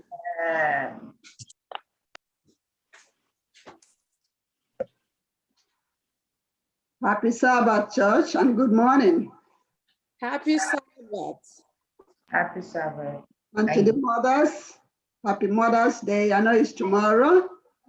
Like this country will celebrate their Mother's Day, but we know that we are mothers every day, and we need to be appreciated every day. Amen. However, ever so a lot bechi, I appreciate. One la prepare for that appreciation tomorrow. When I would seek Charles Ejemani appreciate. Tomorrow is set aside, but love every day. because Happy Mother's Day to every woman on this forum and wherever you have logged in. These are just some of the few announcements we have for today. There will be board meeting tonight after Vesper. Every board member is expected to be present. On the 15th of this month, 7 p.m., there's going to be business meeting, church business meeting. Again, a business meeting, la baliri lise, long one, elikeronya asa kanyasi. GNYC Family Refocus Evangelism with speaker Pastor Alonzo Smith will hold from May 22nd through May 29th on GNYC Facebook and YouTube. HMI sent the circular yesterday. And more information about this will be coming to us as time goes on. So overall, the Menkafuto Daniel when Pastor Animo, our first elder, will bring them to us. Mada your Chineke, don't know your Mbani di feyalime mwana n'eziokwu n'aha Jesus. Amen. Amen. Amen. Amen. Happy Sabbath, saints of God. Happy Sabbath. This is the time to welcome ourselves, more especially our brothers and our sisters that traveled all the way to Texas. You are welcome back. Amen. All our friends and families from Nigeria, you are welcome to FirstIgbo Seventh-day Adventist Church. And we welcome everybody from all parts of the world. We are saying, feel free to worship with us today. On behalf of our pastor, Pastor Okezi Erondo, I welcome everybody. Madulile unabiala kama Chineke bara lilo batu. Onya obla limunu, feel free and worship with us today and receive your blessing in the mighty name of Jesus. Amen.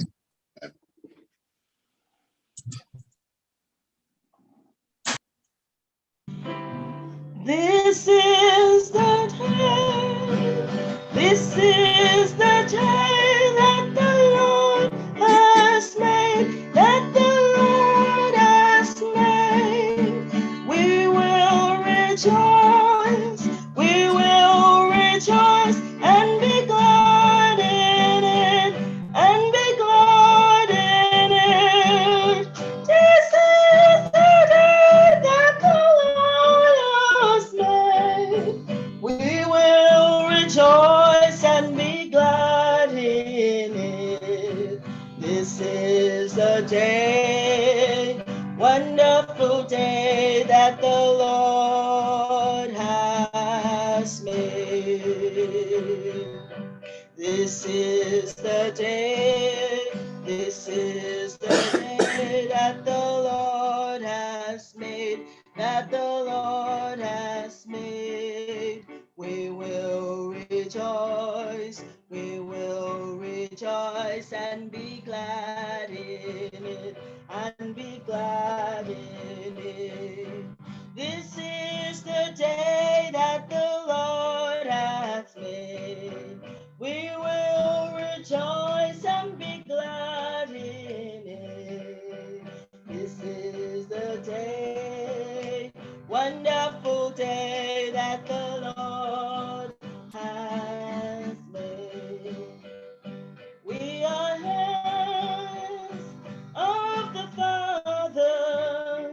We are joined hands with the Son. We are children of the kingdom.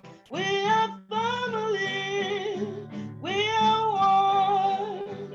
We are hands of the Father. We are joined hands with the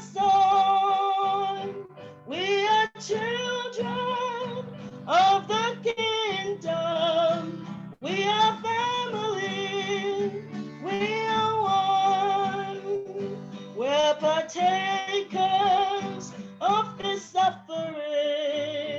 We're partakers of His pain. We are longing to be like Him when we all see Him face to face. We are hands of the Father. We are joint hands with the Son. We are children of the kingdom. We are family. We are one. We are hands of the Father. We are joint hands with the Son. We are children of the kingdom. We are family. We are one. What manner of man is Jesus? Hallelujah. What manner of man is Jesus? Hallelujah. What manner of man is Jesus? Hallelujah. What manner of man is Jesus? Hallelujah. He made the lame to walk. Hallelujah. He made the blind to see. Hallelujah. Hallelujah. Hallelujah. Amen. Hallelujah. Hallelujah. Amen. Hallelujah. Hallelujah. Amen. Hallelujah. Hallelujah. Amen. Jiggy them. Onye when Jesus jiggy them. Jiggy them. Onye when Jesus jiggy them. Osadi kangamo. Merigi kanje meriwa. Yemike oge nile. I'm Harridan. Jiggy them, only when Jesus jiggy them. Jiggy them, only when Jesus jiggy them. Osagi Kangama Merigi Kanje Merua Yemike Ogenile Kam Haridan.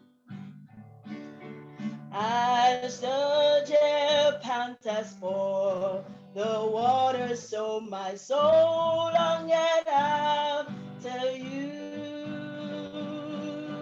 You, oh Lord, are my heart desire, and I long to worship you. You, oh Lord, are my strength and my shield. To you, oh Lord, may my spirit yield. You, oh Lord, and my heart desire, and I long to worship you. You, oh Lord, and my strength and my shield. To you, oh Lord, may my spirit yield. You, oh Lord, have my heart desire, and I long to worship you. I love you more than gold or silver, only you can satisfy. You, oh Lord, are the real joy giver and the apple of my eye. You, oh Lord, are my strength and my shield. To you, oh Lord, may my spirit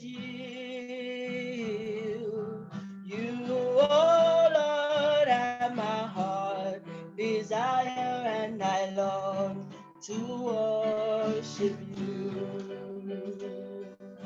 You, oh Lord, are my strength and shield. To you, oh Lord, may my spirit yield.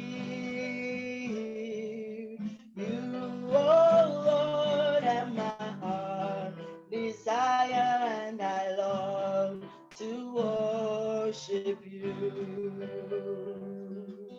You, oh Lord, have my heart desire, and I long to worship you. You are my strength when I am weak. You are the river that I sing. You are my only all. Seeking you are so precious price. Not to give up, I'll be a fool. You are my all in all. Jesus, Lamb of God, worthy is your name.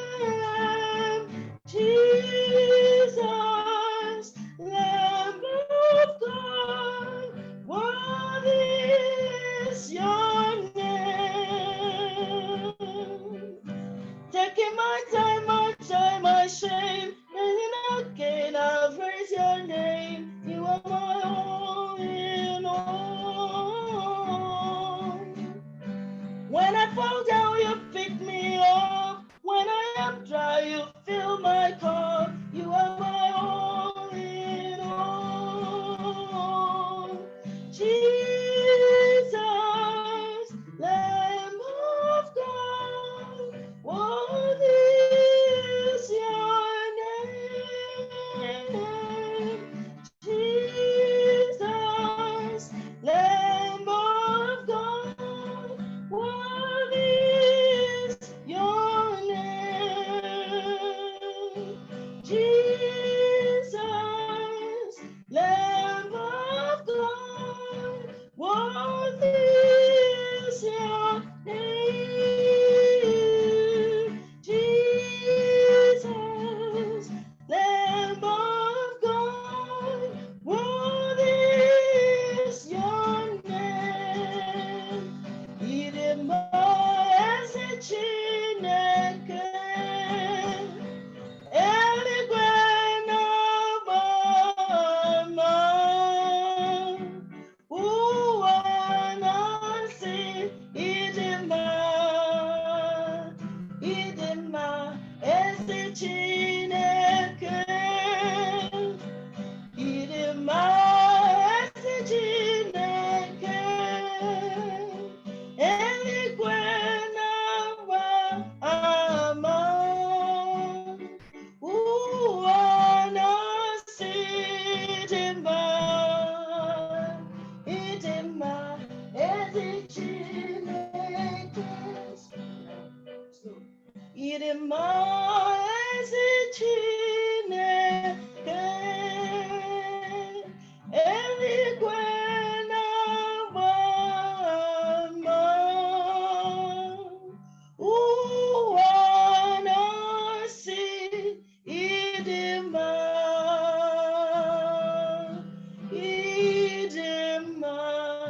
eze Chineke.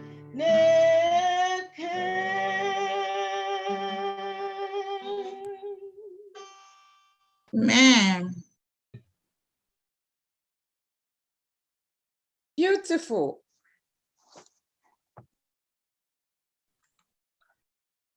Thank you for that wonderful songs. Let us take our affirmation of faith from Psalms 91, 1-2.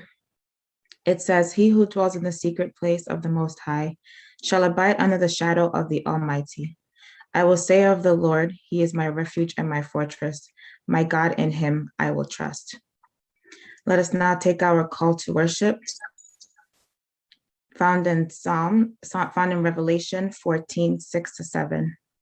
It says, "Then I saw another angel flying in the midst of heaven, having the everlasting gospel to preach to those who dwell on the earth, to every nation, tribe, tongue, and people, saying with a loud voice, "Fear God and give glory to him, for the hour of his judgment has come, and worship him who made heaven and earth, the sea, and the springs of water." With these words, I call the church to worship.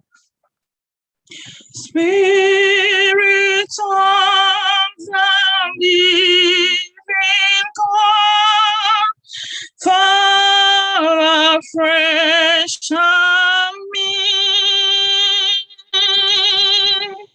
Spirit of the living God, fall afresh on me. Break me, melt me, mold me, and fill me. Spirit of the living God, fall afresh on me.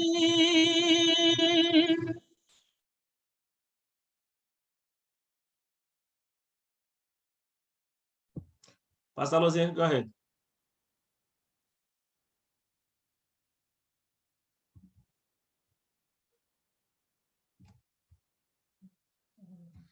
Please go ahead with prayer. Pastor Lozie. Shall we pray? Father in heaven, we thank you for this moment of worship. I humble myself before you.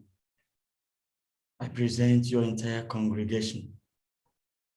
Hide me behind your cross, that your sons and your daughters may hear you and see you. Take away my humanity, clothe me with divinity. This moment of ministration and this hour of worship, Holy Spirit, take over, take control, that at the end our worship today will qualify truth and in the spirit and be acceptable in your presence as a holy sacrifice. Great Lord, this Lord thy servant ask this day with the entire church asking with me, and by faith we claim it is done, having prayed with thanksgiving in the name of Christ Jesus our Lord. Amen. Amen. Happy Sabbath, church. Our hymn of worship will be taken from our hymn now, hymn number 308. Holy Thine. Holy Thine. I will be their Savior, holy Thine. Teach me how, teach me how. I will do thy will, O Lord, not mine. Help me now. Holy Thine, holy Thine. O Lord, Holy Thine, this is my vow. Holy Thine, O Lord, holy Thine, O Lord, holy Thine, O Lord, just now. What is worldly pleasure, wealth or fame, without thee, without thee? I will leave them all for thy dear name. This my wealth shall be. Holy Thine, holy Thine, holy Thine, this is my vow. Holy Thine, holy Thine, holy Thine, O Lord, just now. As I cast earth's trances, joys behind, come thou near, come thou near. In thy presence, all in all I find. 'Tis my comfort here. Holy thou, holy thou, holy thou, this is my vow. Holy thou, holy thou, Lord, holy thou, O Lord, just now. Holy thou, holy thou, Lord, holy thou, this is my vow. Holy thou, holy thou, Lord, holy thou, O Lord, just now.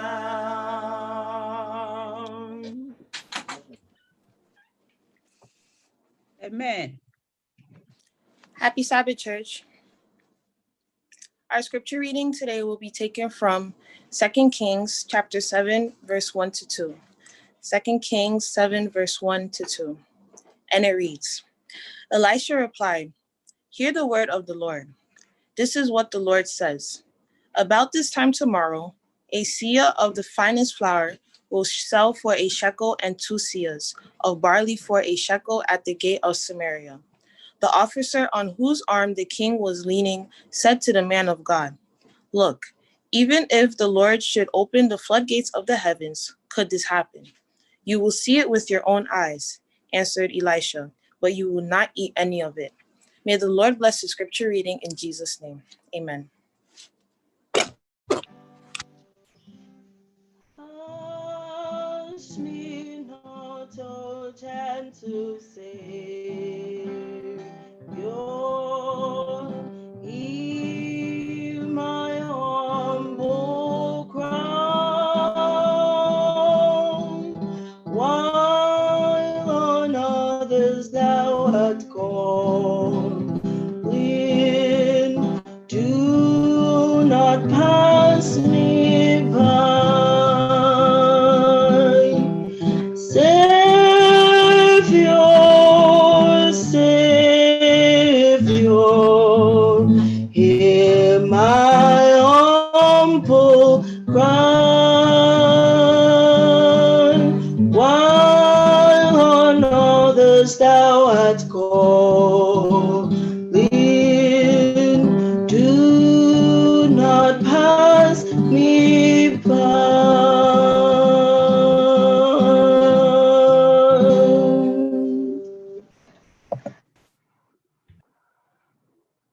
Bụ oge anyị ji achọ ihu Chineke n'ekpere,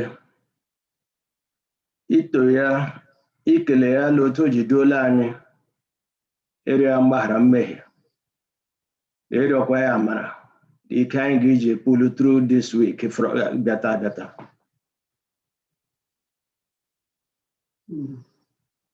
Anyị kpee n'ekpere. Onye nwe anyị la Chineke anyị, onye hụrụ anyị n'anya, Jehova Chineke nkwụsị niile ke ndị agha, ụmụ ha abịala n'ihu ụlọ ụtụtụ a ịkpọku Chineke nna ha, ikelere ụzọ niile dị iche iche iji duola anyị ịgwa kemgbe wiki gara aga du taa.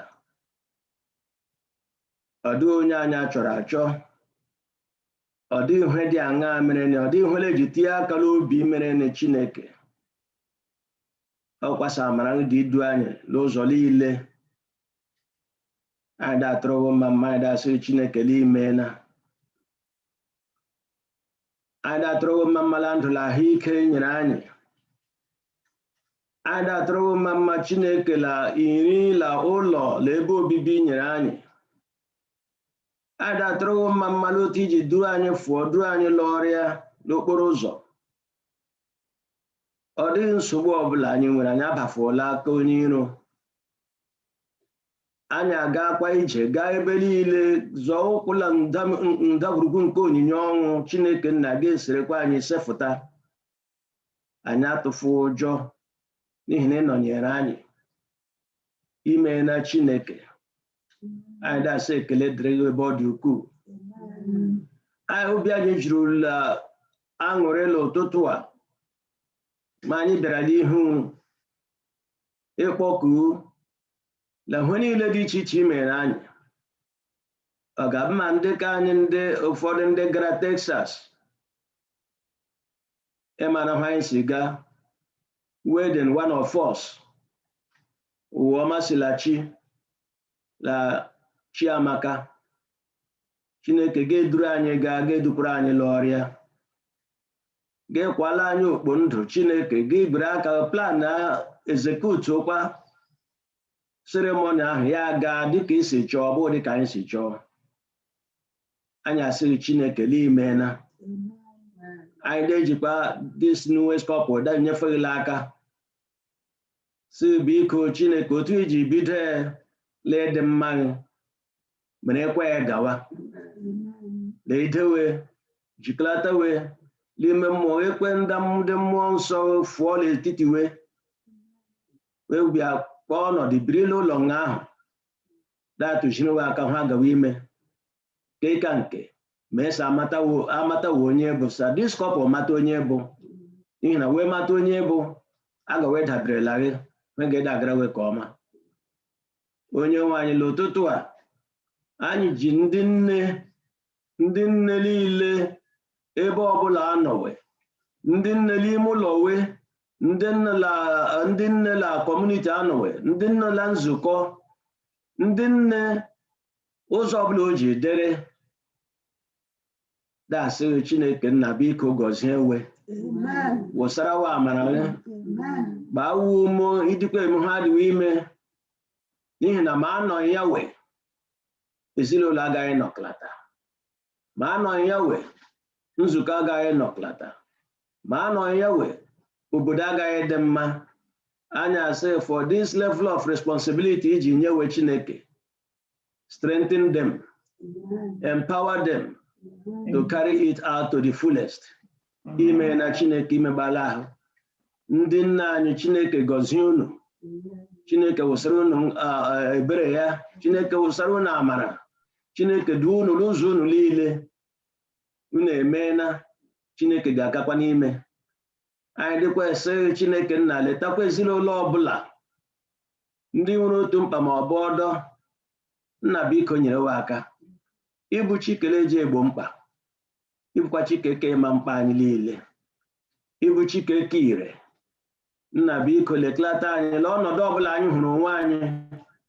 Ekpe ndasa anyị gwefu anya anyị ebe nọ, ihe anyị gwefu anya anyị ebe nọ ihe eriela anyị, anyị achọkwana nsi ihe rie anyị, ọha anyị si ledo anya. Nna biko mee anyị amara.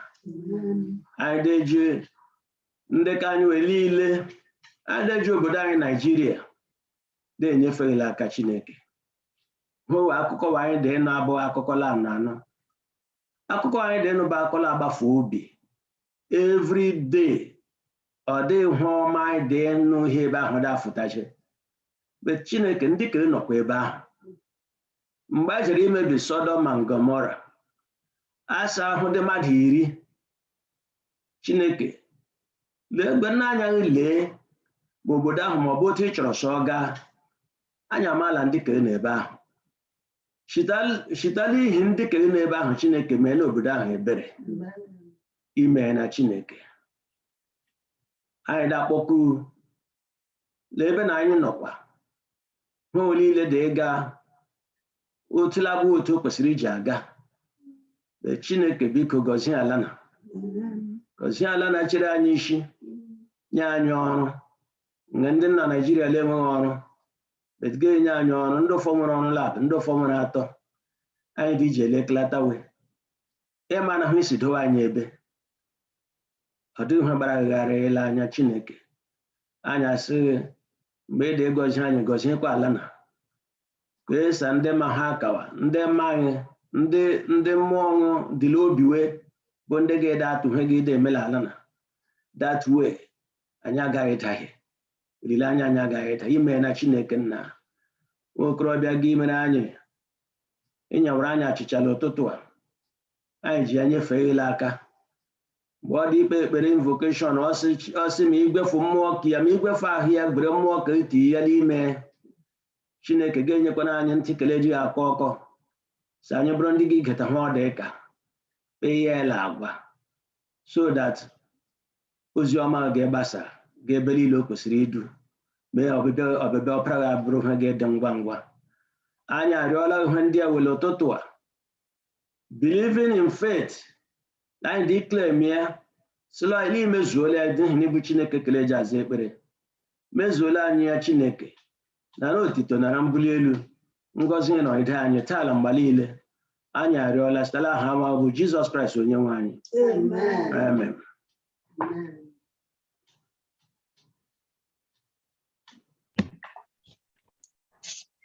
Hear our prayer, Lord. Hear our prayer, Lord. Incline thine ears to us and grant us thy peace.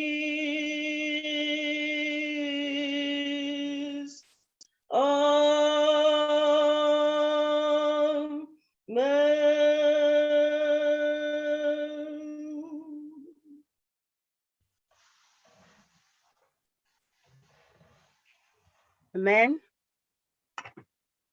Good morning and happy Sabbath to you all. This is the time for our offertory.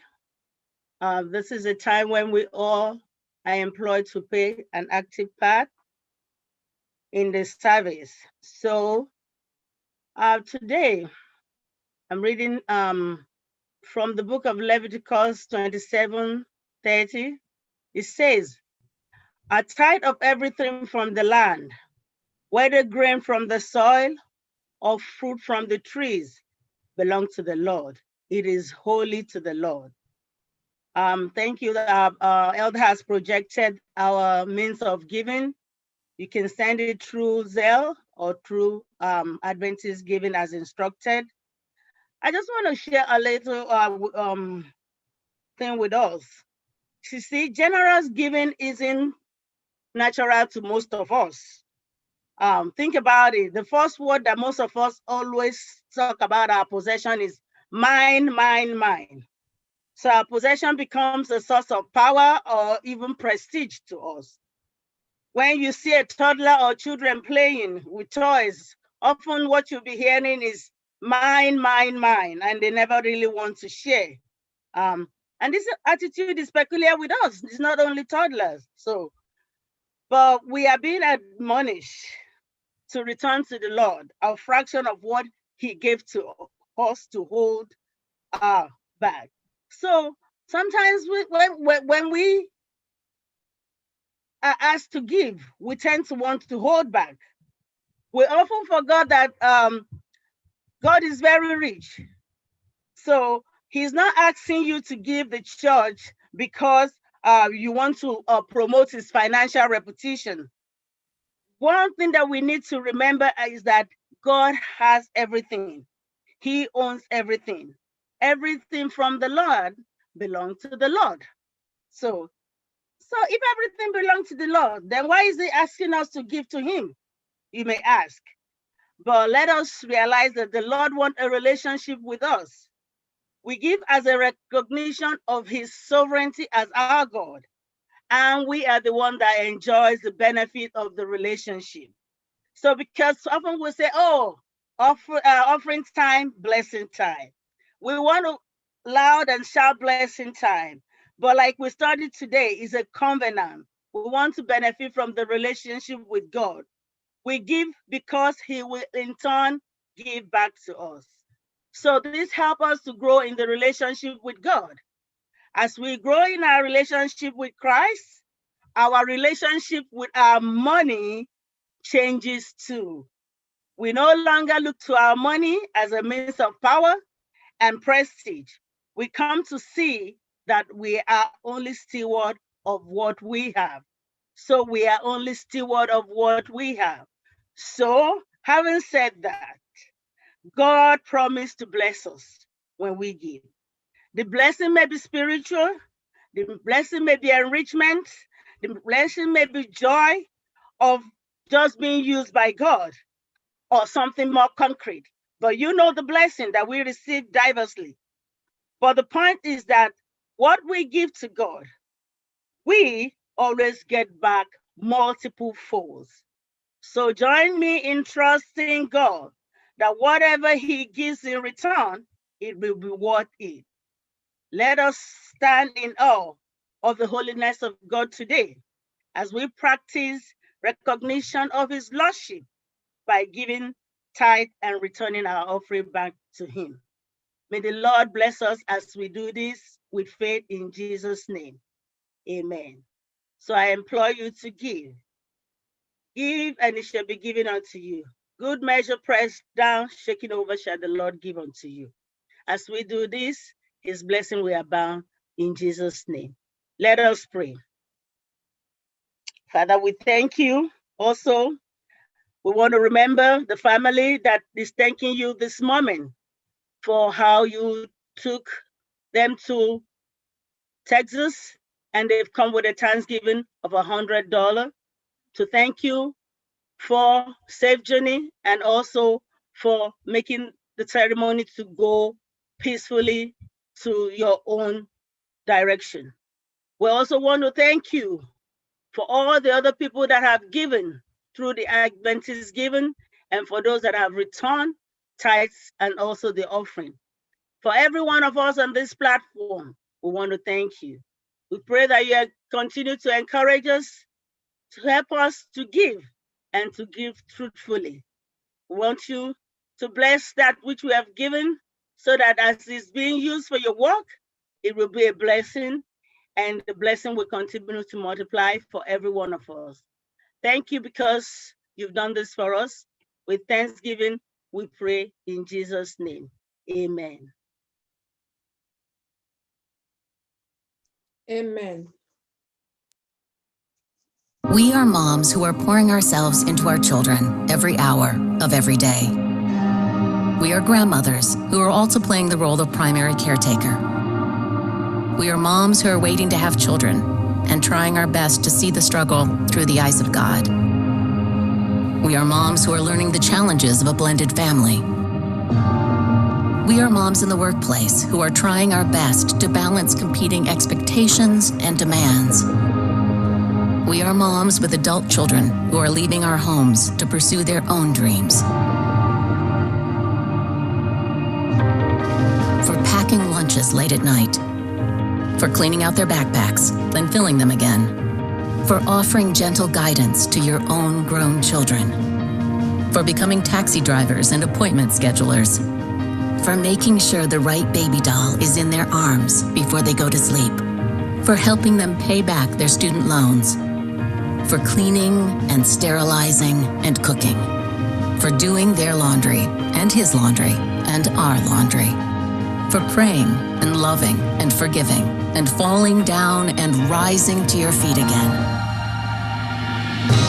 For the mom who is overworked and exhausted. For the mom who seems to spend a million hours on a million little things. For the mom who pours Jesus into her family as best she can. And God Himself not only celebrates what you do, but rejoices over the uniqueness of who you are. You are seen and you are loved without limits. Welcome to Mother's Day.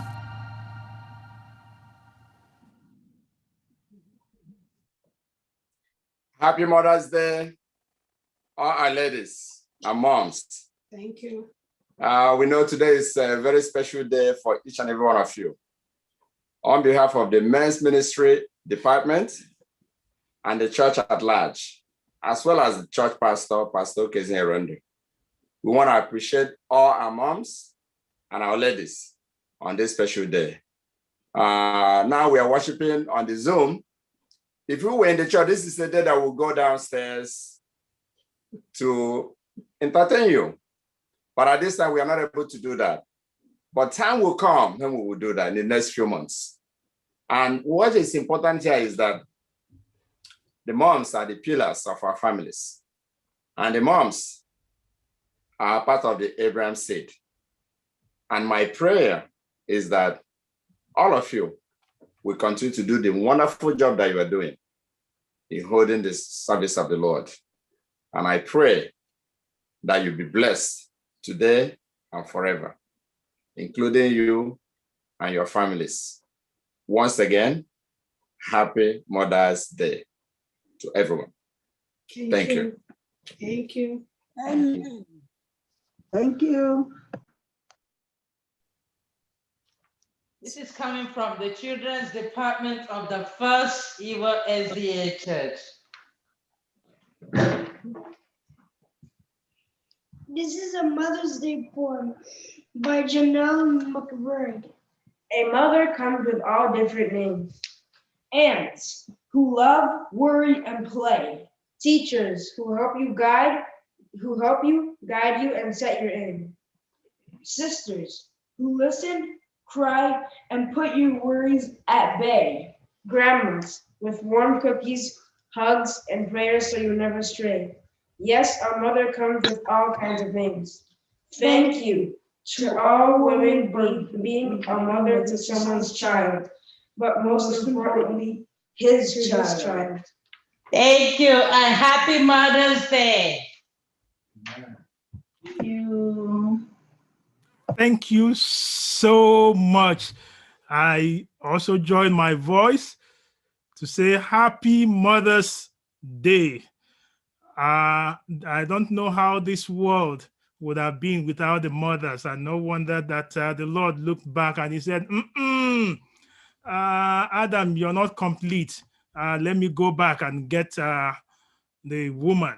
So please, let's celebrate them as Adam celebrated Eve on that day, and the Lord celebrated the couple. So on behalf of the church, I thank Elder Matthew.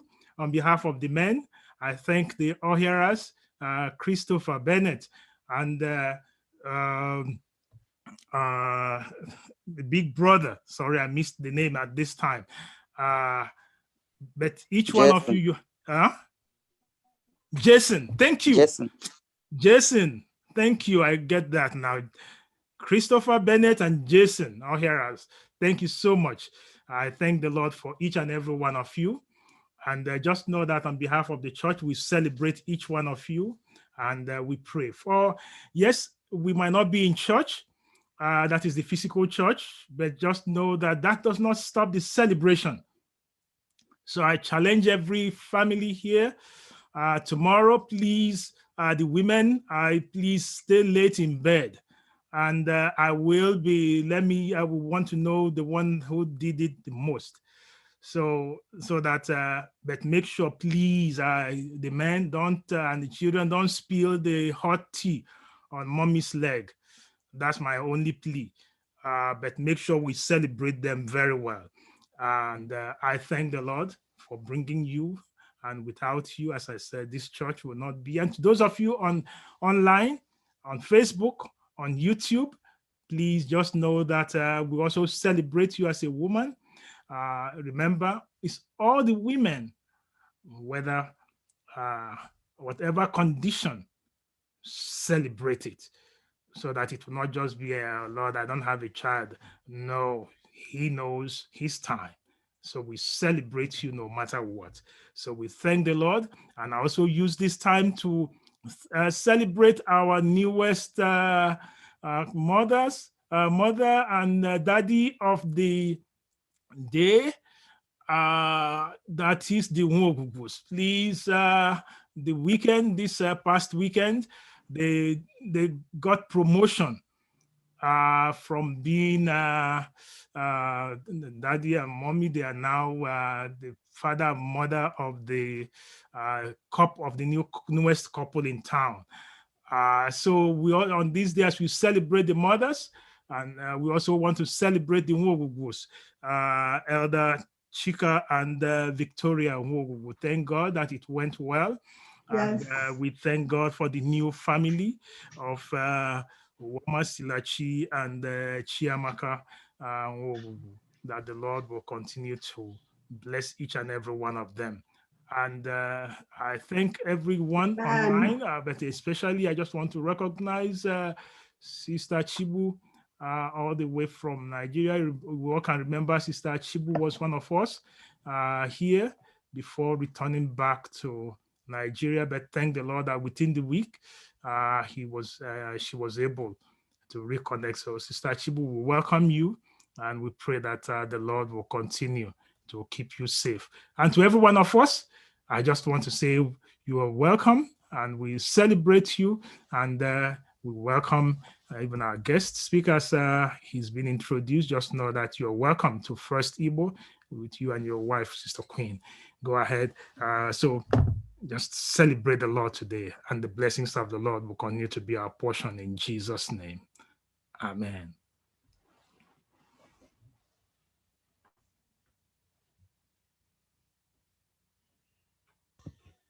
Yeah, I join my voice from here to also celebrate our women. Happy Mother's Day.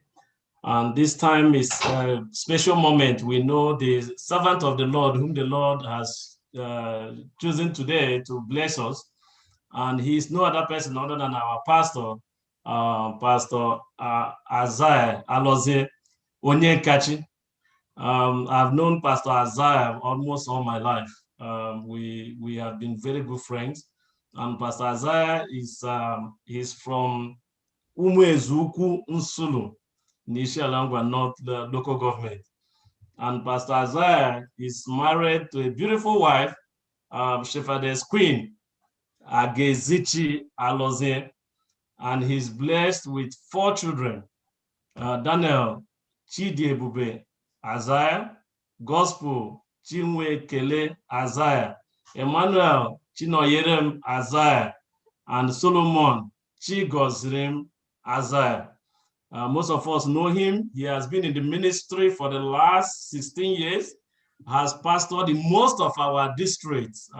If you can remember, and if you can look at his face, he went to Aswa, where he had his bachelor's degree. He continued to do his PGD at the University of Nigeria, Nsukka. And then he continued also to get his master's in leadership from Adventist University for Africa in Kenya. He worked with the former East Nigerian Conference, and he continued also. He moved to Aba North Conference after East Nigerian Conference was reorganized. And presently, he's at Anambra Imo Conference or mission on a missionary journey, a missionary assignment. And he has been on that assignment for the last 6 years. And he has worked both in the right in this Nigerian Conference and in all these areas. He has been an associate pastor. He has been the district pastor in so many places. He has been director of so many departments in our church, which I can't mention all of them. But he is a servant of the Lord. Currently, he is the executive secretary of that our conference, Anambra Imo Conference, and also the district pastor of Mpo Township District. He had just asked me to let you know that he believes in the power of the Holy Spirit and the authority of the Word of God. So every other thing you will know from him when it's time for him to talk. But we are going to be blessed by him today. After the choir's ministration, the next voice you'll be hearing will be that of Pastor Isaiah Alozie. May the Lord bless us all as we listen in Jesus' mighty name. Amen.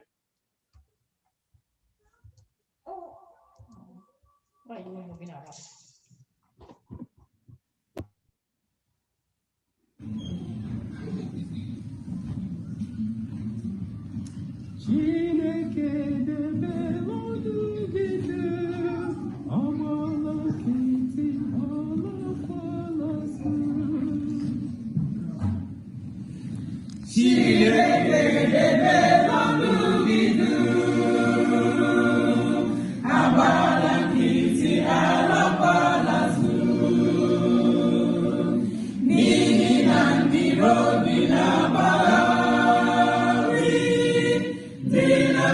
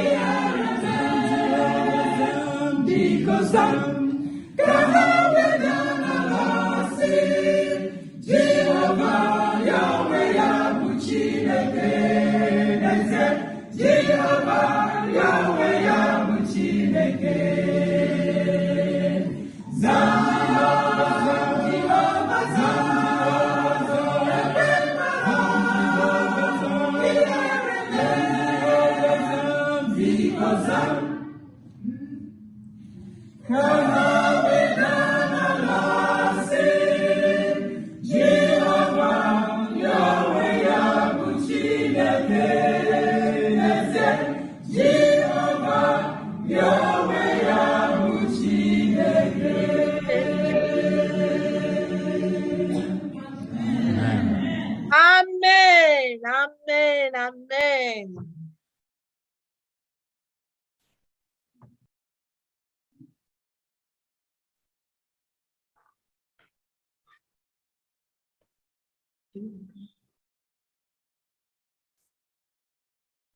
Zam, Jehovah Zam, the Lord will surely answer us in the name of Jesus. Amen. I want to ask you for something. I know it may not have been your routine, but I want to ask for that. If your background is calm enough that you can unmute yourself so that you can say a loud amen when it is time, please feel free to do that. But I will plead if it gets on the way of the message, we have so many hosts here, please, the host can mute everyone. But should we control it? I think it will be fine. So once again, I say, may the Lord answer us in the name of Jesus. Amen. Amen. Amen. Amen. Join you to say, mothers. Amen. Happy Mother's Day. I thank the Lord for what He's been doing with you, and He will continue to do great wonders and great exploits as you work for Him and as He uses you.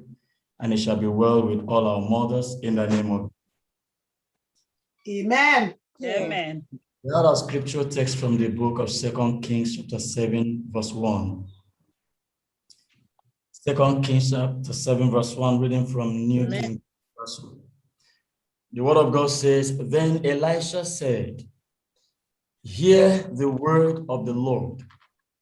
Thus says the Lord, tomorrow, about this time, a seah of fine flour shall be sold for a shekel, and 2 seahs of barley for a shekel at the gate of Samaria. From New Living Translation, the word of God says, Elisha replied, listen to this message from the Lord. This is what the Lord said. By this time tomorrow, in the market of Samaria, 5 quarts of choice flour will cost only 1 piece of silver, and 10 quarts of barley grain will cost only 1 piece of silver. I will pause on this. I won't talk on the verse 2 when we'll get there, but it's from this particular text. The message of this hour is titled, By This Time Tomorrow. By this time tomorrow. And I would like to say to somebody that your tomorrow may be now. Your tomorrow may be tomorrow. Your tomorrow may be next week. Your tomorrow may be next month. Your tomorrow may be next year, even next 2 years. But be assured of this, be sure of this, there must be a tomorrow for you in the name of Christ Jesus. There must be for every man, there must be a tomorrow for every woman. There must be a tomorrow for every child. There must be a tomorrow for everyone listening to me this hour. There must be a tomorrow for the person who is passing through certain situations for which he or she thinks that is going to end today. It's not going to end today. There must be a tomorrow for you. And your tomorrow will be surely a time of your testimony. And that's why I would like at this moment, having been moved by the Spirit of the Lord to make certain prophetic declarations. I'll ask you to close your eyes, we pray. Then I will declare certain things into your life and your situations. Close your eyes wherever you are. Heavenly Father, the hour of ministration has come. Speak through your servant. Losing my tongue. I've got no word of my own. It is your word. I pray you grant us the grace, the ears to hear, the minds to understand, and the will to live in accordance with your word. Father, I pray again, take over my person, Holy Spirit. Speak to your sons and your daughters. May the entrance of your word bring life, for your word declares, and you for sure must bring it to pass, that you gave your word and your children were healed. Lord Jesus, you declare, sanctify them by thy word, for thy word is true. May the entrance of your word this moment bring healing to somebody. May it bring sanctification. May it transform the life of 1 or 2 or these sons and daughters of yours under the sound of my voice. Take over, great master. Speak to your church. Speak to your church and bless your church. Thank you, Lord, for answered prayer. For thy servant pray with thanksgiving in the name of Christ Jesus our Lord. Amen. Amen. Amen. I want to take you to the book of Joel. Joel chapter 2, verse 32. I want to declare some things into your life and situation this hour. The word of God declared, and it shall come to pass that whosoever shall call upon the name of the Lord shall be delivered. May the Lord bring deliverance into somebody's life at this moment. For in Mount Zion and in Jerusalem, there shall be deliverance. And as the Lord had said, and in the remnant whom the Lord shall call. Now, when we gather together in worship, we gather to call upon the name of the Lord. Jehovah says in Mount Zion and in Mount Zion and in Jerusalem, as it was in the Old Testament, as it was in the time of the Israelites, that when they gathered together to call upon the name of the Lord, Jehovah takes care of their situations. The Spirit of the Lord comes down and changes their lives and does something good for them. God says, as it was in the Old Testament, so shall it be in the New Testament, so shall it be with the remnant whom the Lord shall call. Now, as at the time Joel wrote this, the remnant, which is you and I, the remnant church has not yet been called. That is why the word of God says, and as it will be with my Old Testament church, as it will be with those who will call upon my name upon Mount Zion and in Jerusalem, so it shall be among the remnant whom the Lord shall call. I want to announce to somebody that in this worship, wherein we are calling upon the name of the Lord, deliverance will come upon someone. Amen. It is the Lord. You don't just worship for worship's sake. You worship the Lord that he may bless you. That is why In the Sabbath hours, within act of worship, the Lord has put sanctification, the Lord has put blessing, the Lord has put rest. So no matter what you may think you are passing through, no matter the challenge, no matter the type of slavery or bondage you might think you are in, the Lord has said, I have met the Sabbath. When you come to worship me within the hours of the Sabbath, when you call upon my holy name, as I did in the past, so I will do among the remnant movement, there shall be deliverance. So I declare deliverance over your business, deliverance over your job, deliverance over your family, deliverance over your health. Wherever the devil has kept you hostage, let the Lord cause deliverance to overtake you in the name of Jesus. That is your benefit of calling upon the name of the Lord on God's own holiday. I declare this to your life. I declare this into your situation. I pray that even at this moment, Jehovah will begin to cause something to happen in your life and situation. May the Lord cause it to be so. For the mouth of the Lord has spoken, and the servant of the Lord has declared, for the word of God declares, believe in the Lord your God, so shall you be established. Believe in his prophets, so shall you prosper. If you have faith in the ministration of the servant of the Lord at this hour, may Jehovah bring to pass the pronouncement of his truth, the servant word at this moment in the name of Jesus. Amen. Having declared this, I want to let you understand that every other thing that shall be said within the hours of this worship, as found in 2 Kings chapter 7 and chapter 6, shall become your portion in the name of Jesus. Amen. We'll go back to the scriptures. The word of God says, then Elisha said, hear the word of the Lord. Elisha replied, listen to the message from the Lord. So I am speaking to someone now. Listen to the message from the Lord. This is what the Lord says. By this time tomorrow,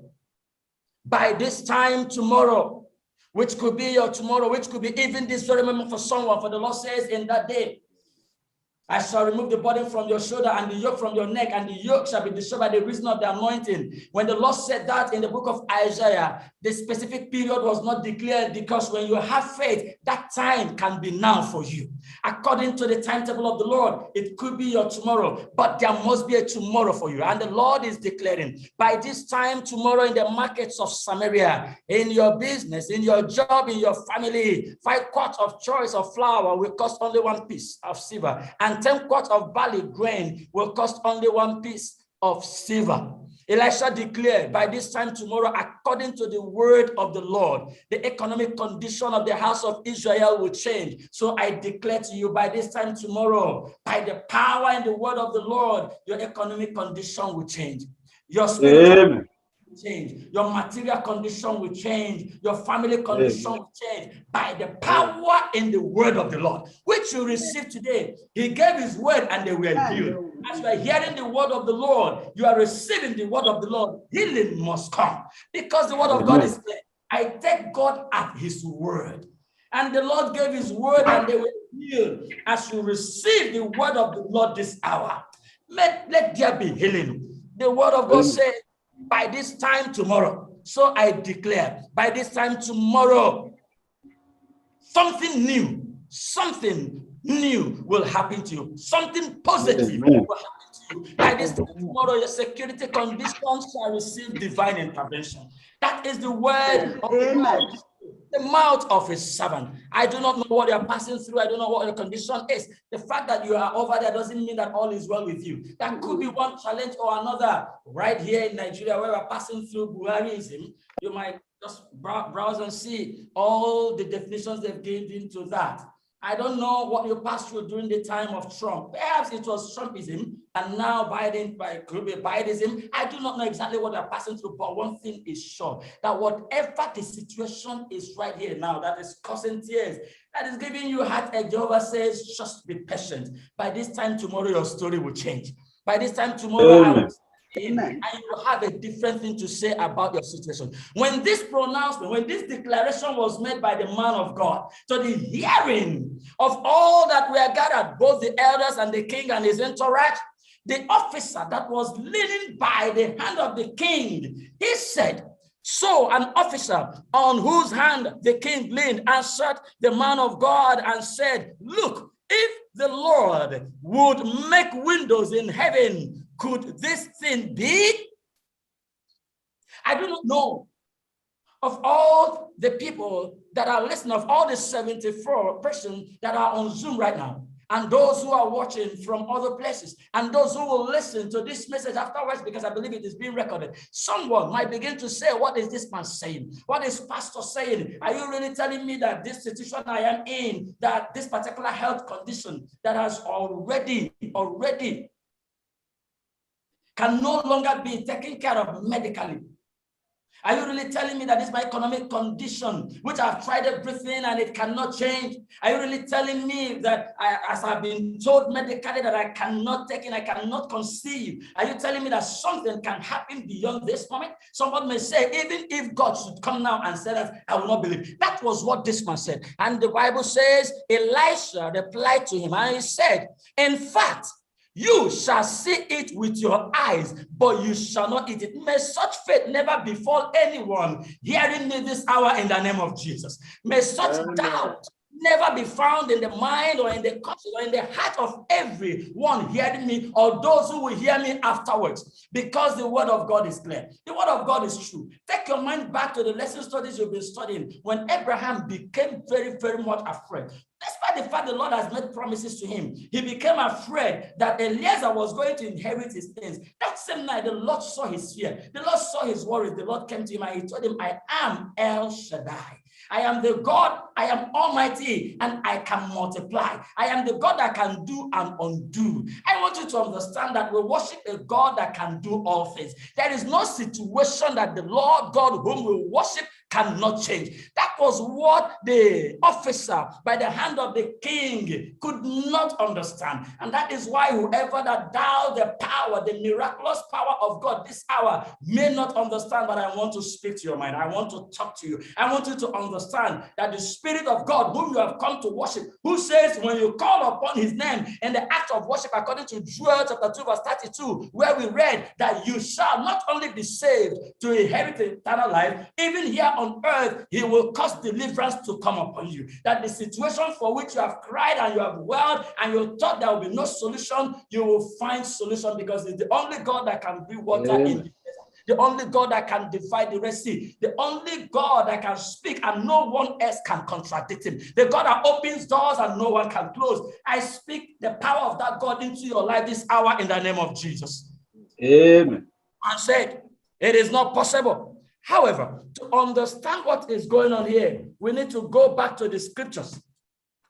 We need to go back. So turn with me to the pages of the scriptures. Let us go and understand what is happening, what has brought this statement, and why this man could question the power of God unto deliverance, the power of God unto healing, the power of God unto prosperity, the power of God unto protection, the power of God unto favor. What was the situation in the land of Samaria? What was the situation among God's children that prompted this man to question God? Perhaps it's the same situation you're passing through that might have caused you to question God. But I want to tell you that the God we serve is a God that cannot be questioned, because he can do and undo. Oh, I want to hear somebody say amen to that. Amen. Amen. Do not speak Amen. from experience. I speak from experience. That some years ago, even after I had an accident, that I had fracture on both legs, I can still walk normal today. By the grace of that same God that healeth. There is no sickness he cannot heal. There is no situation he cannot overturn. There is no situation he cannot make better.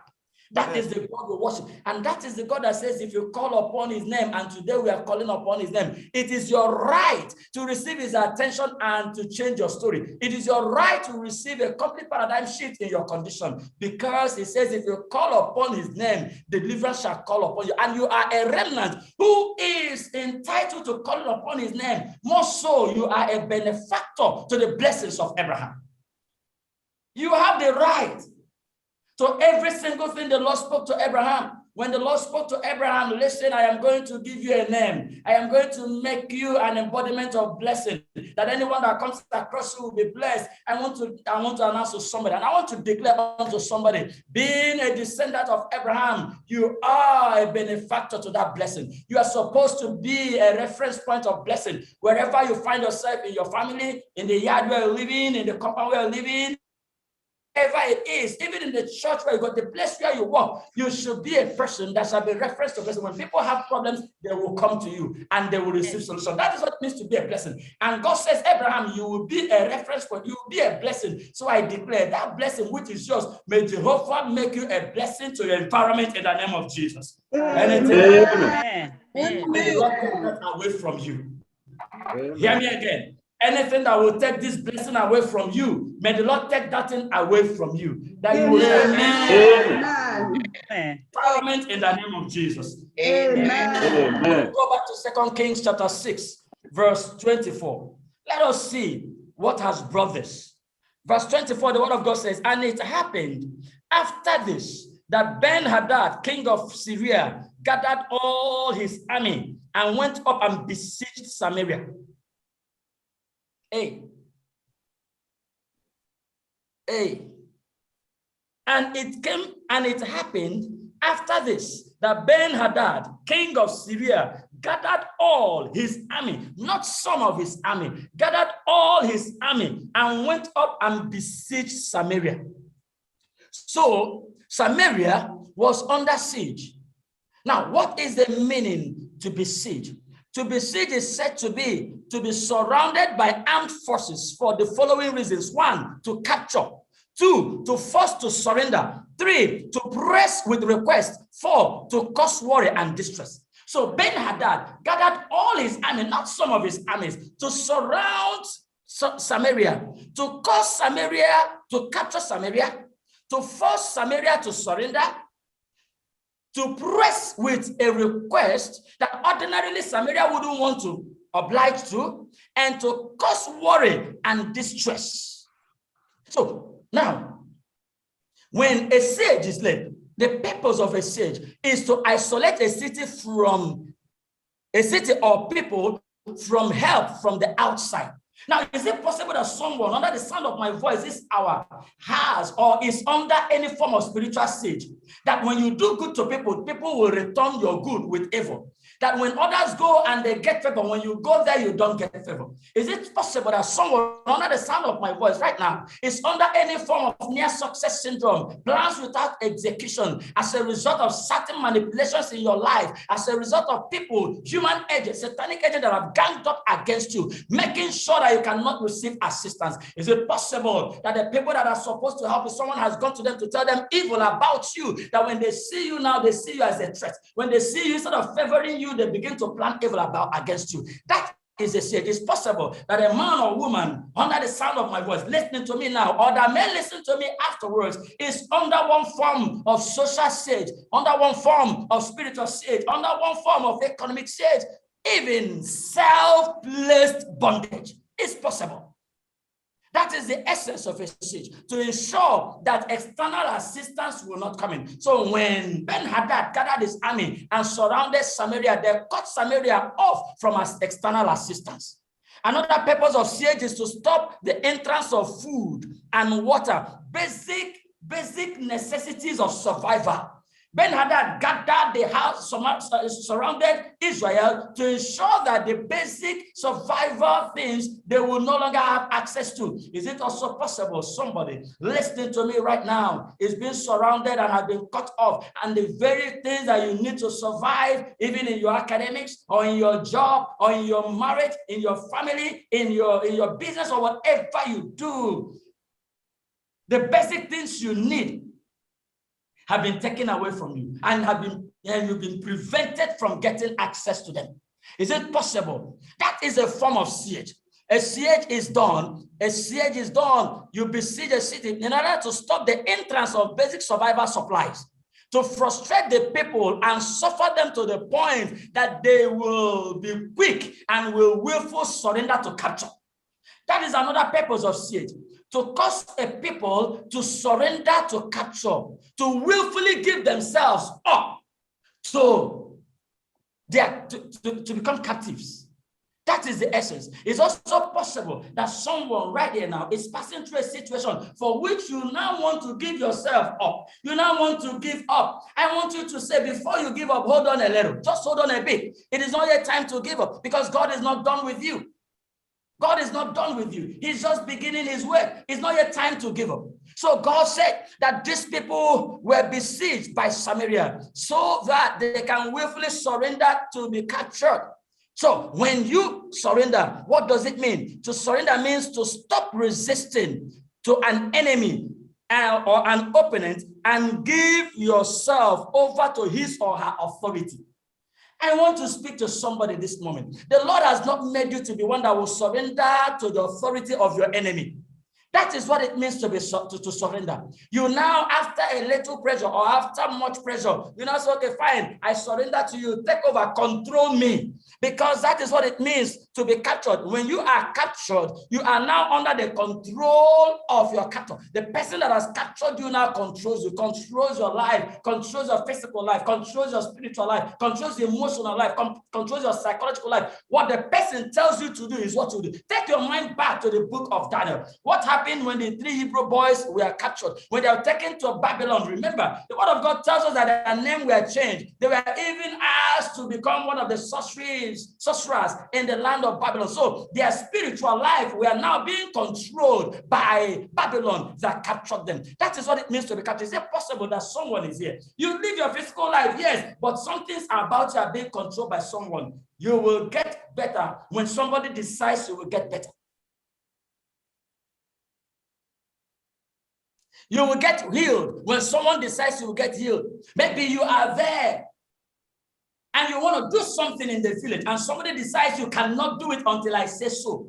And somebody now begins to decide when you will get married or when your children will get married, and so on and so forth. I'm talking about demonic manipulation of somebody's life, demonic control of somebody's life. That is what it means to be under somebody's control. Is it possible that someone right here, right now, hearing the word of the Lord, under the sound of my voice, participating in this worship, has found or is in the same situation as Israel was, as we are reading from the scriptures? And the Bible says that they were under the control, as it were, of Ben-Hadad and his army. Israel was under the condition of siege. And then, what did that happen? Let's continue with the word of God. What next happened? Let's continue with the word of God. What that siege caused them to do. So we will continue in verse 26 to verse 29 of 2 Kings chapter 6. The word of God says, verse 26, then the king of Israel was passing through. Verse 25. And there was a great famine in Syria, and indeed they besieged it until a donkey's head was sold for 80 shekels of silver, and 1/4 of a calf or dove dropping for 5 shekels of silver. Dove dropping. She dove. Gabuhem Gwanderi. Nihi. Labala were cut off their source of food. They could no longer get external assistance. As a result, there was great famine. And the famine was so severe that donkey's head was now sold for 80 shekels of silver, and 1/4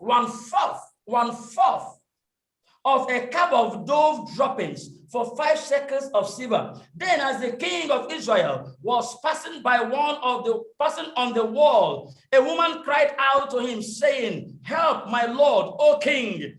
Verse 27, and he said, "If the Lord does not help you, where can I bring help for you? From the threshing floor or from the winepress?" Then the king said to her, "What is troubling you?" Now listen to the story. "What is troubling you?" the king asked. Verse 28, then the king said to her, "What is troubling you?" And she answered, "This woman said to me, 'Give your son that we may eat him today.'" Hey. Give your son that we may eat him today. The so severe that food has finished and they were now eating their children. Give your son that we may eat him today, and we will eat my son tomorrow. So we boiled my son and ate him. Oh God. And he said to her on the next day, "Give your son that we may eat him."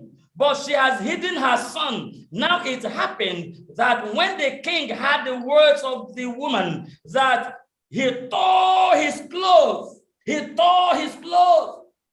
And as he passed by on the wall, the people looked, and there underneath, he had sackcloth on his body. Verse 31, then he said, God do so to me, and more also, if the head of Elisha, the son of Shaphat, remains on his head today. The king vowed he was going to kill the man of God. Was the man of God the cause of his trouble? Was the man of God the cause of the trouble of Samaria? The answer was no. The king continued to lead the people on the way of Rehoboam. The king continued to lead the people in the way of idol worship. As a result of that, the Lord caused Samaria to be besieged. Syria to besiege Samaria. It was not the fault of the man of God. Neither was it the fault of God. It was the fault of the people who have chosen to worship idols, who have chosen not to worship God, who have chosen not to humble themselves before the Lord, who have chosen to live in all sins of adultery and promiscuity and idol worship and all of the carnal sins. People who have chosen to break the Sabbath of the Lord. This was the sin. This situation was caused by the sins of those who decide to live in conspiracy, who decide to break covenant and oath. When they have an agreement with people, they will not keep to it. This situation was caused by the sins of this house of Israel, who have decided to support evil, to call good bad, and to call bad good. It was their sin, the sin of people who were living daily in the oppression and suppression of vulnerable people. As a result, the Lord gave them over to Syria for Syria to besiege them. And now, the king who has led them, or so to say, who has supported their idolatrous practices and their evils, is now picking offense with the man of God. Please do not in your life shift blames and redirect blames. Place the blame where it should be. If you are the cause of your problem, accept you are the cause of your problem and ask the Lord for forgiveness and ask the Lord to step in and have mercy. Let me tell you, there are three persons in life that can never be helped. One, someone who has one set of persons. Anyone that has a problem but refuse to accept he has a problem. Anyone that has a problem and live in the denial of his problem can never be helped. Secondly, anyone that has a problem and see the solution to his problem to be the source of his problem or the cause of his problem, that person cannot be helped. Three, anyone that has a problem and see the solution to his problem to be too small to be a solution to his problem can never be helped. In this particular case, the king of Israel has a problem. And then he said that the God who was supposed to help him is the cause of his problem. And the man of God, who had no hand in what they were passing through, which they were the ones that put themselves in that situation, is now being accused, and the man has planned to go kill him. The king has planned to go kill him. How many men of God in the course of your life, in the course of your life, in the course of the life of your family, have you become angry at? I pray you have never made that mistake. I pray you will never make that mistake. So the king now moved on, and he said, verse 32, the word of God says, but Elisha was sitting in his house. Hey, the servant of the Spirit. He was sitting in his house, and the elders were sitting with him. And the king sent a man ahead of him. But before the messenger came to him, he said to the elders, do you see how the son of the murderer has sent someone to take away my head? Hey, look, when the messenger comes, shut the door and hold him fast at the door. Is not the sound of the master's feet behind him? And while he was still talking with them, there was the messenger coming down to him. And then the king said, surely this calamity is from the Lord. Why would I wait for the Lord any longer? Oftentimes we blame God. Many a times we blame God. When you read an incident that happened in 2 Kings chapter 7, it is the same king, the son of Ahab, that decided to go fight a battle without consulting God. That should be in chapter 3. Jehoram, that decided to fight without consulting God. When the going became tough, he turned around and started blaming God. Right here again, he is now saying, surely this calamity is from the Lord. Why should I wait for the Lord any longer? I will no longer wait for the Lord. Let me go and take action by killing the man of God, because this calamity is from the Lord. Whereas the Lord has said, as we studied in our lesson in Deuteronomy chapter 28, if you will disobey me and worship idol, all of these things will come upon you. As at this time, the word of God is coming to fulfillment, and the man has refused to accept that he was the architect of his own problem. He started blaming God, and now is about to release his anger on the man of God. This is the scenario. This is the situation. The people of Israel, as at that time, they were passing through hell. And that is why when the man now came, then Elisha spoke. The Elisha did not even allow him to speak. As the king just entered, Elisha told him, he said, before you came, the Lord has already given me his word. The Lord has already told me he's going to have mercy. But however, listen to this. By this time tomorrow, at that same gate of Samaria, where as a result of the situation, a donkey said, right?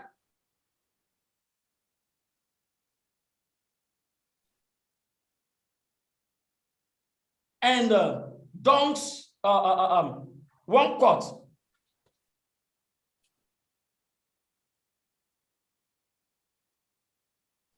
One quart of those, how the Bible put it, I want to use the exact word of the Lord. Droppings. Droppings, yes, thank you. Is sold at that same spot. I mean, that same place where you saw these things happen, the opposite of it will happen. When Elisha declared the word of the Lord, those who question and doubt the power in the word of God, one of them had the guts to say, even if God should make a window in the heavens, how can this happen? At that very moment, Elisha looked at him. Elisha looked at him and he said, so you question the God I worship. So you question the spirit of heaven and earth. You question the God that can do and undo. You question the God, Chineke, you question him. You question him.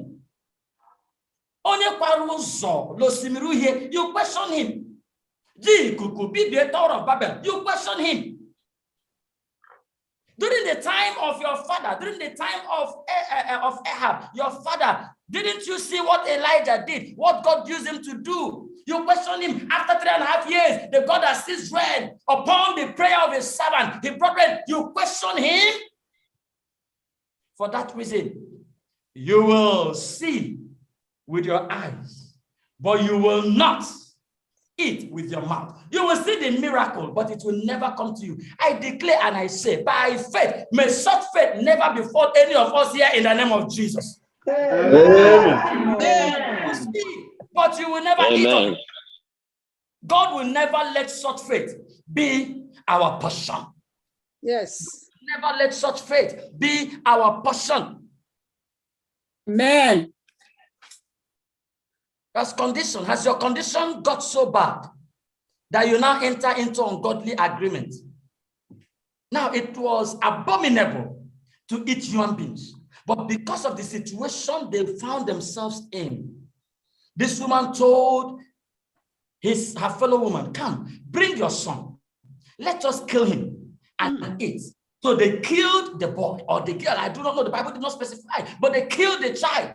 Perhaps they ate the hand the first day because they would have managed the boy's body in a way it would have lasted them for some. Now I am exercising. I wasn't there, but I am trying to analyze what could have happened, because when you do not have hope for tomorrow, whatever you see today, you will hold it tenaciously. And that's one of the challenges we are having with returning tithe and giving offering, because we think if we give God what we have now, who knows what tomorrow will bring. I want to assure you, God says, give me what is due, and watch and see if I will not open the windows of heaven for you. Take God at his word.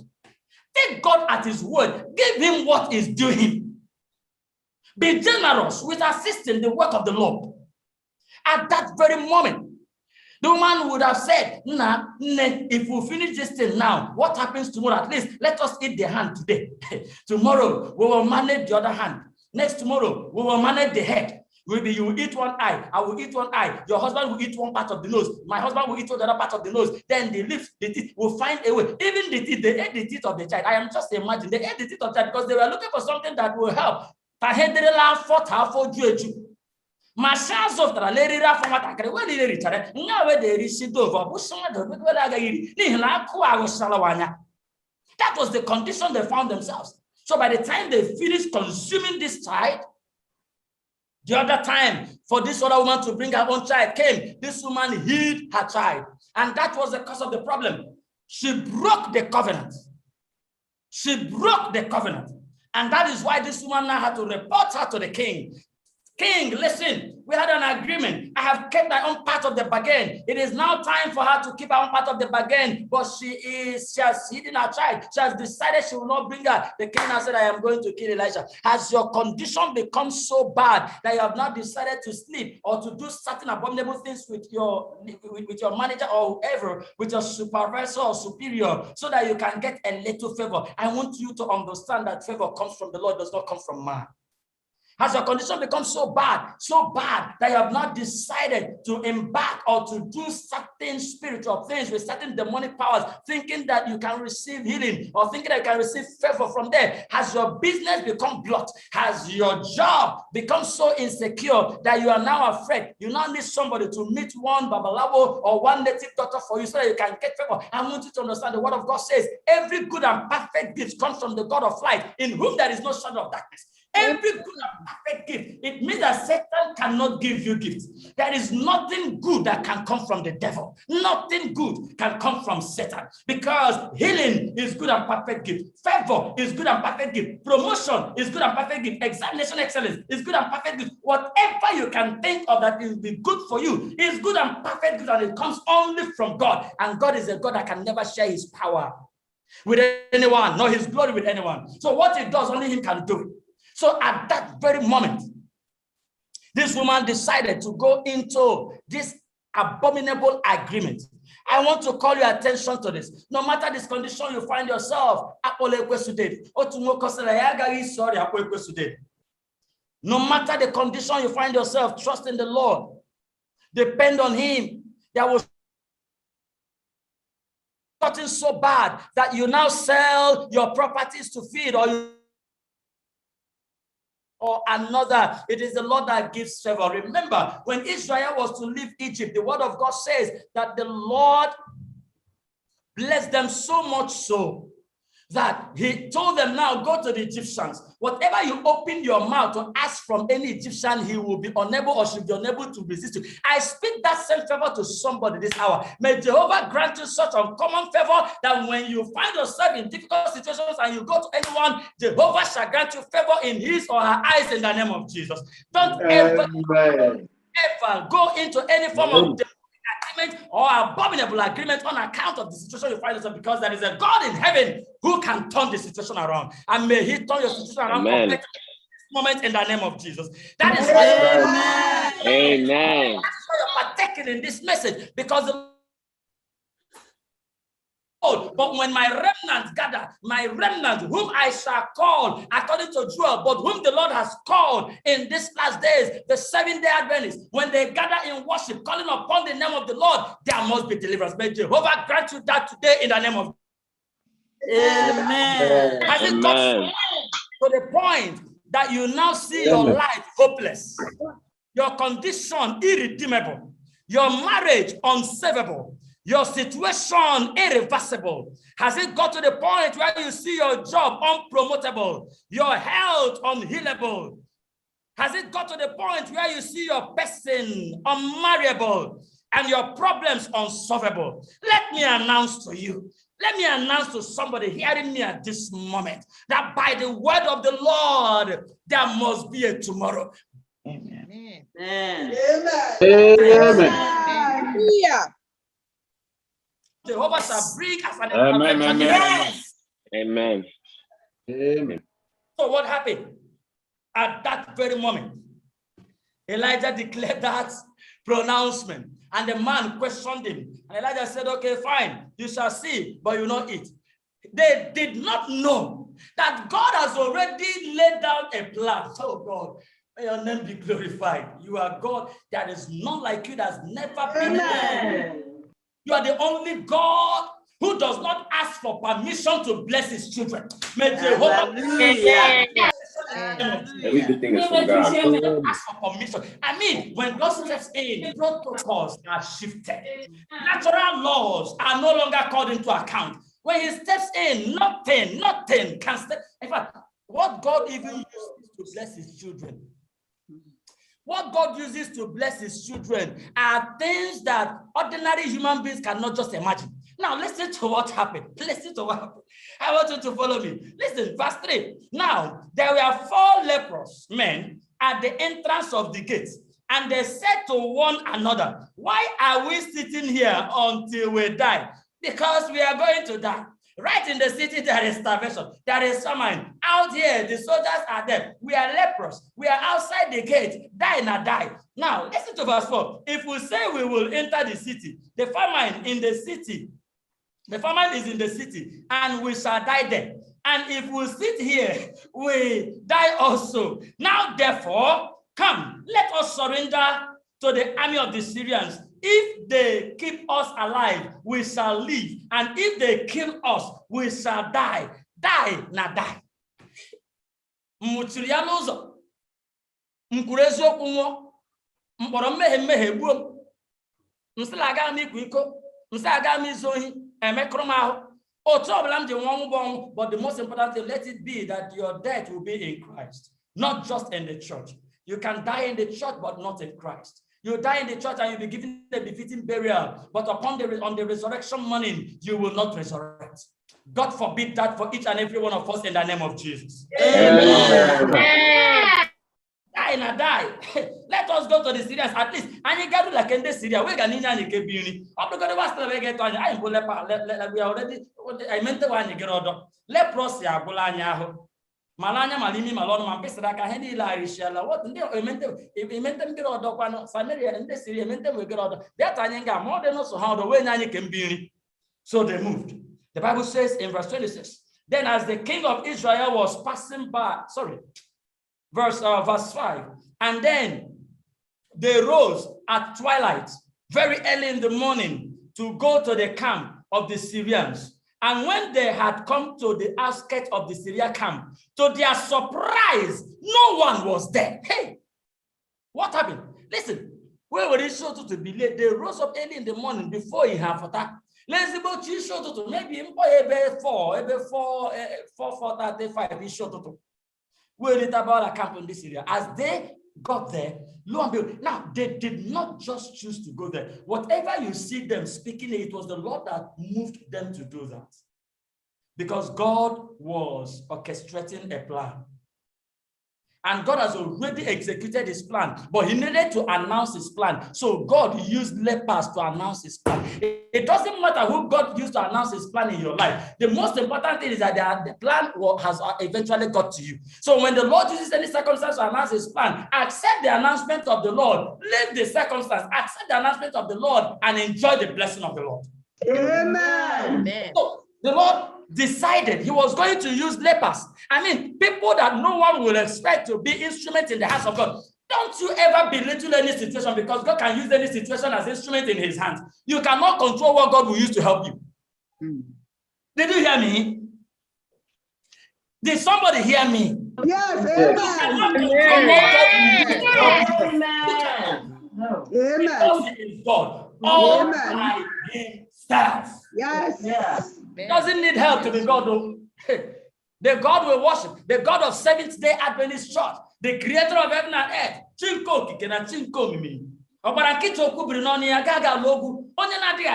does not need help to be God. He is God all by himself. That is God. The Lord decided to announce his power and his glorious intervention through 4 lepers. Now, see what happened. Verse 6. The Bible says, for the Lord had caused the army of Syrians to hear the noise of chariots and the noise of horses, and the noise of the great army. So they said to one another, look, the king of Israel has hired against us the kings of the Hittites and the kings of the Egyptians to attack us. Therefore, they arose and camp intact. Listen, please underscore this in your Bible. They did not live with any of their goods. They did not live with their goats. They did not live with their food. They did not live with their clothes. They did not live with even their weapons. They left the camp intact. Their tents, their horses, and their donkeys, and they fled for their lives. God said, the time of intervention has come. If this man questioned how I was going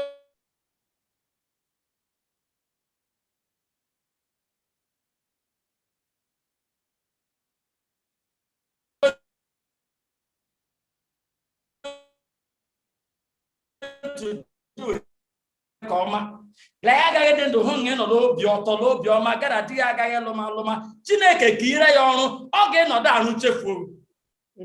I say it again.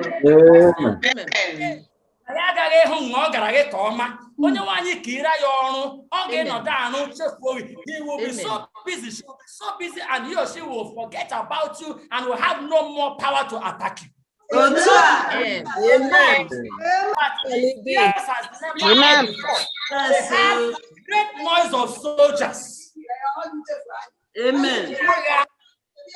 Soldiers. And they told themselves, the king of Israel has called the armies of the Hittites and the Egyptian armies to come and destroy us. That sound they heard was not in existence. The Lord opened their psychic gates. They began to hear summons. They began to hear noises that were not in existence. It was God that did it. The person that would beseech you, may Jehovah cause him to have a reason to leave that siege. And let you in the name of Jesus. Amen. Amen. God intends to do his work. No man can fathom. So what happened? They ran away.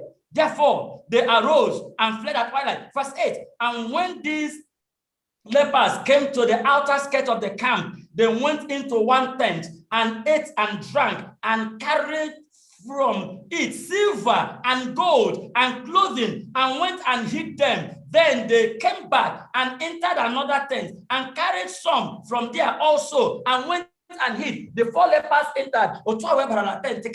Lo and behold, the papa agamijo asusu kemla only kem like but the papa focus shima with him bam. Lakwa just make latacha, ndine make latacha area. All of a sudden, one noise. They had a noise for which they abandoned the food. The Bible says that when these 4 lepers entered, they saw the food, they sat down, they ate. After they have finished eating, they saw gold, they took gold, they took silver, they took fine clothes and hid. They entered the second tent, the same thing. At a point, at that very moment, they now spoke to themselves. They now said, so they went, they now said, verse 9, then they said to one another, we are not doing right. This day is a day of good news, and we remain silent. If we wait until morning light, some punishment will come upon us. Now, therefore, come, let us go and tell the king's household. You can read the rest, but let me just pause here. I will read some other places. At that very moment, they went to the gate and they announced, and they said, King, the Assyrians have left. When they announced that to the king questioned, because the king does not believe in God. The king does not believe in the power of God. The king does not believe that God can do and undo. The king said it is not true. The Assyrians have gone to hide somewhere, waiting for us to come and so that they will kill us. And then one of the servants said, King, what do we have to lose? We have only 4 horses here, and these horses will eventually die. So why don't we send 4 persons to go to the 4 corners and then look around? But then the king said, okay, fine, let us do that. So the king now sent these 4 persons. They left. As they left, going and they went round. And then by the time they finished, they came back and they said to the king, King, as we were moving around, we saw the knives and the clothing of the soldiers as they dropped them, as they were running away. The king now believed him. When the king now believed him, the king now opened the gate and announced to the people, and the people went into the camp of the Syrians.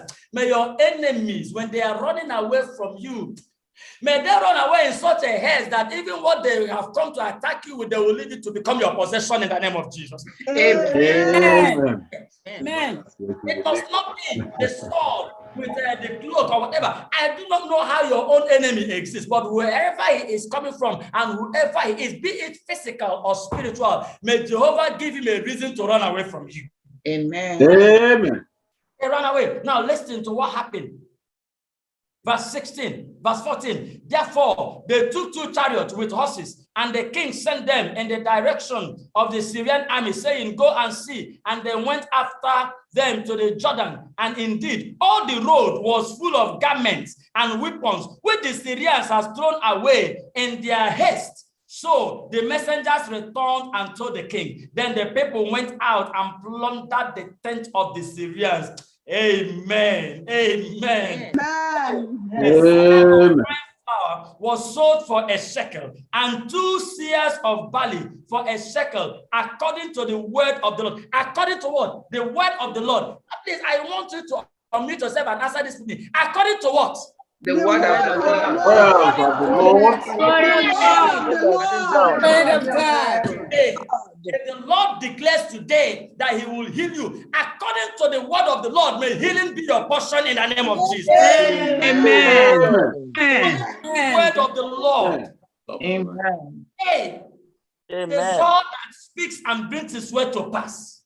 Verse 17. Now the king had appointed the officer on whose hand he leaned to have charge of the gate. But the people trampled him in the gate. Did you hear that? Yes. And he died, just as the man of God has said, who spoke when the king came down to him. I am just trying to imagine. You know, it was the entrance to the city. And right there, the people were bringing the barley, the people were bringing the clothes, the gold and the silver, and maybe as you're coming in, you have to record and so on and so forth. Remember that these people have been hungry for days, probably for months, to the point that they were not killing their children and they were eating shedov. And now they have gone out and they have seen food, and you are the one standing on the gates to block them. I just want to imagine by the total war. I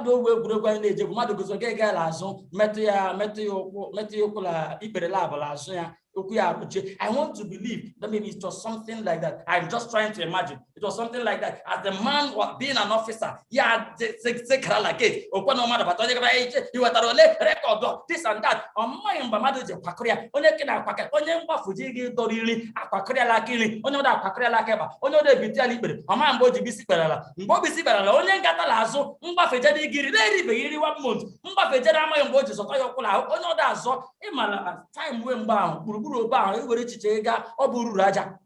Onye ọda azọ ya lụkwa onye ọda azọ ma ọ ma ala ihe dị emenụ ngwa ma azọgbuole amadi were azọgbuole n'ihi na ndị da azọ ụkwụla aja dị eti ma ọ matara ihe dị eme ngwa azọgbuole ya aja akọbara onye a nkweshọn nọ n'ụlọ okwu Chineke adịnteghị possible enyekwa ya ọkwa ya nọchi ụzọ ngwa ma azọgbuo ya ka okwu Chineke bịara mmezu. Nobody can question the word of the Lord and go scot-free. Don't ever dare question the promises of the Lord. You are a descendant of Abraham. The Lord has blessed you. The Lord has word of the Lord. Accept the promise of the Lord. Accept the favor of the Lord. Accept the word of the Lord. Believe in the Lord. And it will surely be well with you. Amen. Amen. The Lord, at that very moment, the man was stepped down. Verse 19. Then that officer had answered the man of God and said, now look, if the Lord would make windows in heaven, would such a thing be? And he said, in fact, you shall see it with your eyes, but you shall not eat of it. And so it happened to him, for the people trampled him in the gate, and he died. May such fate never befall any of us in the name of Jesus. So at this moment, as I want to declare to somebody, by this time tomorrow, you shall have divine visitation in your life. By this time, have divine visitation over your present condition. By this time tomorrow, you shall have divine visitation in your marriage. By this time tomorrow, you shall have divine visitation in your family. By this time tomorrow, you shall have divine visitation. By this time tomorrow, you shall have divine visitation in your academics. By this time tomorrow, your job. By this time tomorrow, in your health. By this time tomorrow, visitation in your person. In the name of by this time tomorrow, there shall be a paradigm shift in your in somebody's life. Because God, even at this moment, is moving somebody from death to life. God is moving somebody from falling. God is moving somebody from misfortune to good fortune. God is moving from pain to gain. Yes, I want to announce to somebody that God is moving you, my brother. God is moving you, my sister, from complaint to confession of goodness. From cry, from good health. God is moving somebody from barrenness to fruitfulness. Sterility. From brokenness to wholeness. Oh no, some of you are alone. Some of you are with some people there in your rooms or wherever you are. Listen, turn to your neighbor, tell your neighbor, by this time tomorrow. By this time tomorrow. By this time tomorrow. By this time tomorrow. Everything For yourself shall become your reality and experience. Let's say it again. By this time, tell your neighbor, if you are alone by yourself, bro, go, you are not talking to your wife. If you are alone, point to yourself, tell yourself, by this time tomorrow. By this time tomorrow. By this time tomorrow. By this time tomorrow. My experience. And you go tell your wife, by this time tomorrow, for yourself shall be your experience and your reality in the name of Jesus. By this time tomorrow. By this time tomorrow. The word of God is clear. God never fails. Amen.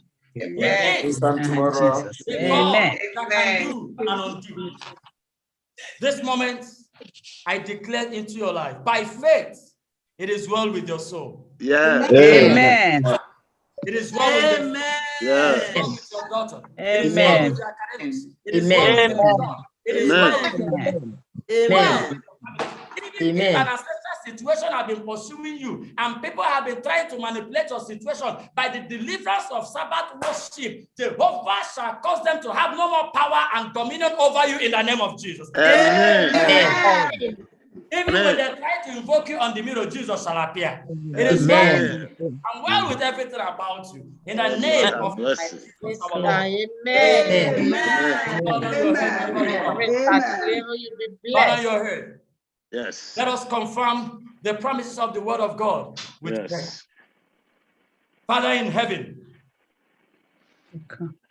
authority of creation. Yes. Odobunaga. Yes. Parankito kubri nonia. Kaka lobu. Olorebo elombo. Yes, Lord. Yes. Yes. Otuwarili. Ezebwe. Yes. Odumnebo Judah. Itureli gbejuwa. Odigonye dikaki. Itureli gbejuwa. Odigitini dikaki. Itureli gbejuwa. Oke mmụọ bokwe. Itureli gbejuwa. Odigiti dikaki. Onye nwanyị dị ebube. Eze nke ndị eze, nna nke ndị nna, oke mmụọ ka mmụọ niile. Ana m ekwu ezinụlọ nke nzukọ gị n'uhudachi a na Nigeria, ma n'ikoto n'ebe ke ha na-eche n'iru gị. Father, I pray. Father, I pray for the brother and for the sister in this place who is about to give up as a result of the situation he or she has found himself or herself. Jehovah, let your word come to pass. In his or her life, let there be divine visitation in the name of Jesus. Amen. Father, protect your children. Favor your sons and your daughters. Yes. There are circumstances beyond the conventional human understanding.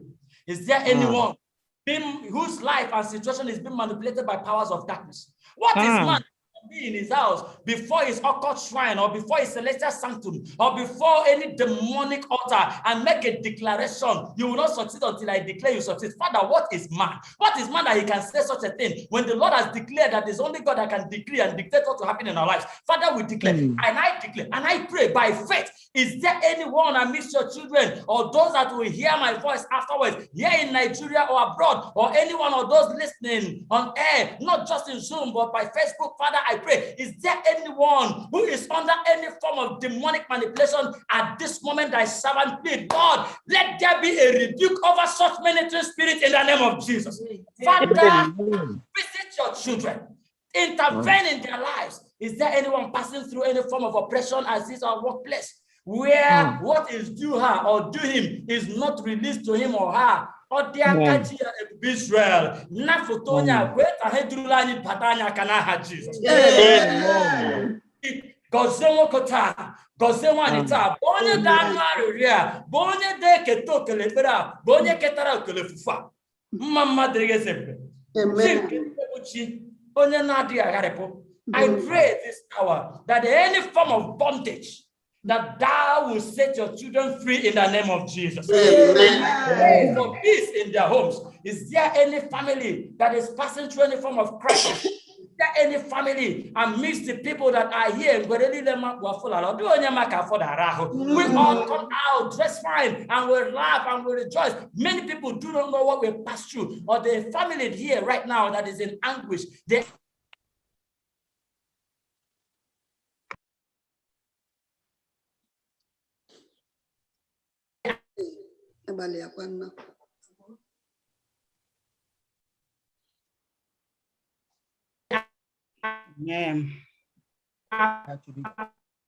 These men and women left Nigeria and they have traveled abroad that they may meet greener pasture. Jehovah, I pray, where they are, may you prosper them. May you bless them. May you cause them to return. Father, may they accomplish better than they would have accomplished here in the name of Jesus. No bound, yet down, but he has nothing to show for it.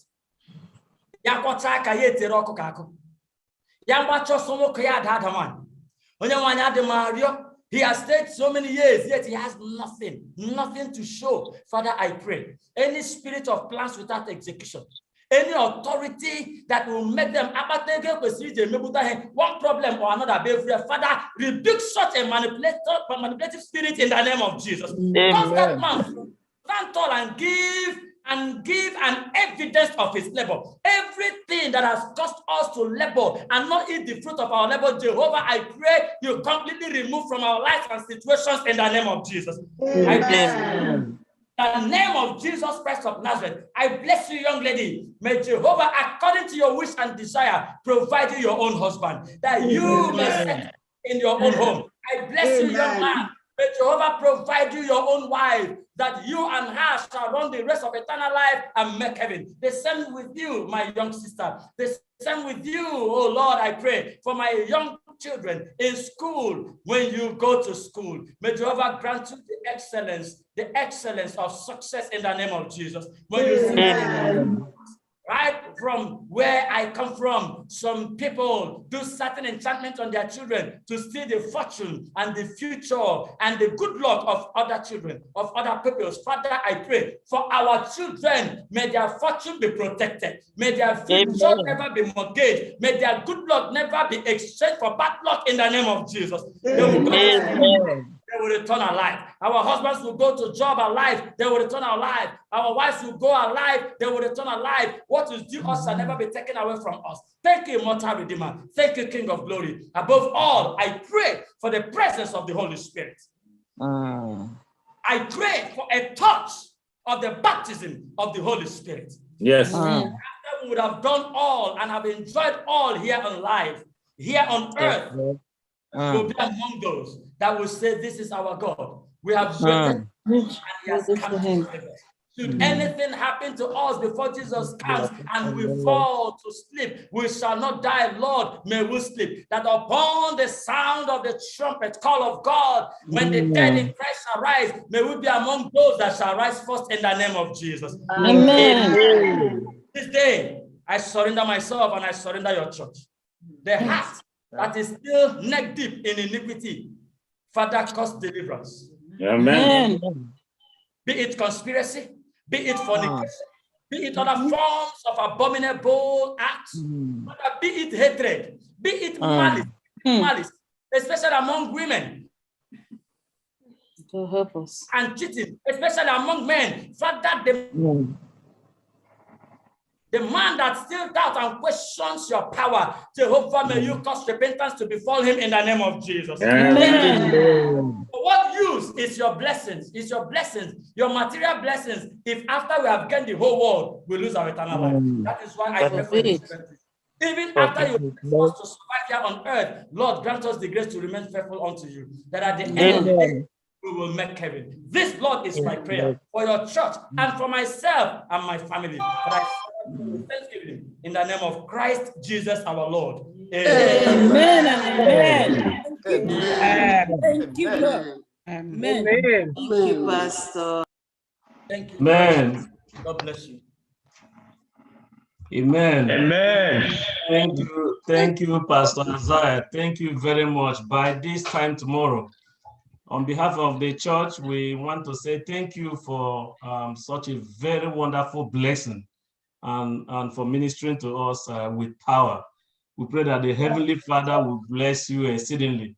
If you are touched and you believe in the promises, the blessing, can I see you wave from wherever you are? Can you just wave your hand so the pastor will see that you accepted the message? Amen.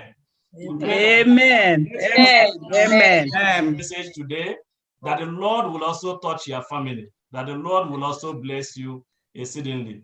We are going to take our closing hymn, but the pastor came with so many visitors. A lot of people joined from Nigeria and from all over the world. Please don't log out. Immediately after the benediction, there's another part where we call the potluck. And that is when we have a time to meet you one-on-one. We'll give you the time to let us know where you are calling from and know your name and say hi to the family. May the Lord bless us to this end in Jesus' mighty name. Amen. Our closing hymn will be taken from SDA 195, Showers of Blessing. There shall be showers of blessing. This is the promise of love. There shall be seasons refreshing, sent from the Savior above. Showers of blessing, showers of blessing we need. Mercy drops from us are falling, but for the showers we plead. There shall be showers of blessing, send them upon us, O Lord. Grant to us now a refreshing, come and now honor thy word. Showers of blessing, showers of blessing we need. Mercy drops round us are falling, but for the showers we plead. There shall be showers of blessing, precious reviving again, over the hills and the valleys, sound of abundance of rain.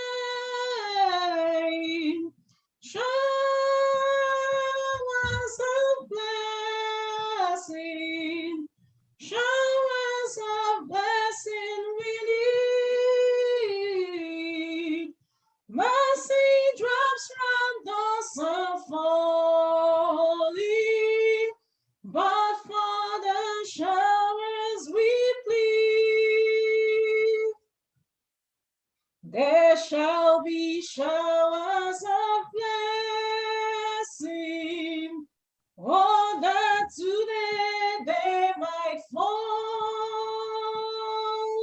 Now as to God we confess, sing. Now as on Jesus we come. Showers of blessing, showers of blessing we need. Mercy drops around us are falling, but for the showers we plead. Ma'am. Pastor Zai.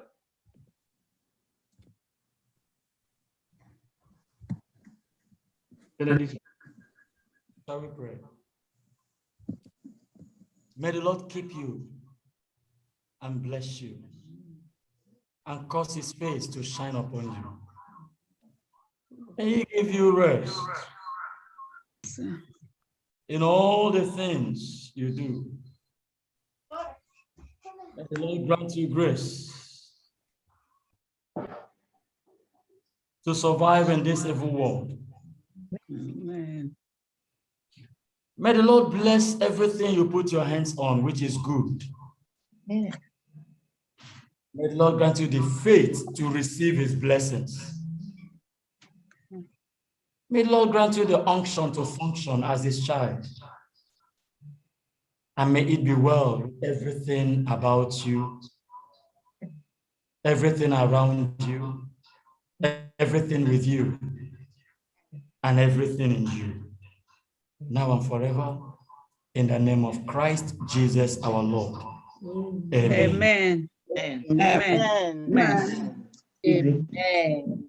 We have this hope that burns within our heart, hope in the coming of the Lord. We have this faith that Christ alone imparts, faith in the promise of his word. We believe the time is near when the nations far and near shall awake and shout and sing, hallelujah, Christ is King. We have this hope that burns within our heart, hope in the coming of the Lord.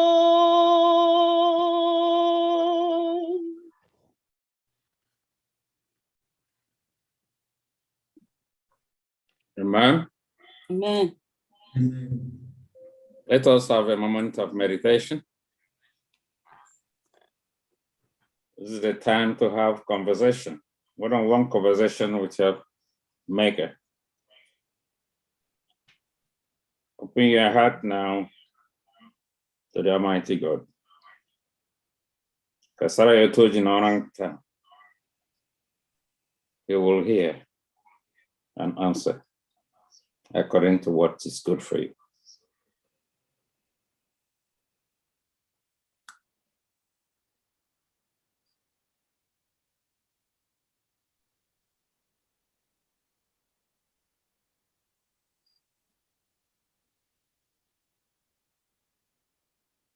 Father, we pray that you give us the blessing of your Sabbath today.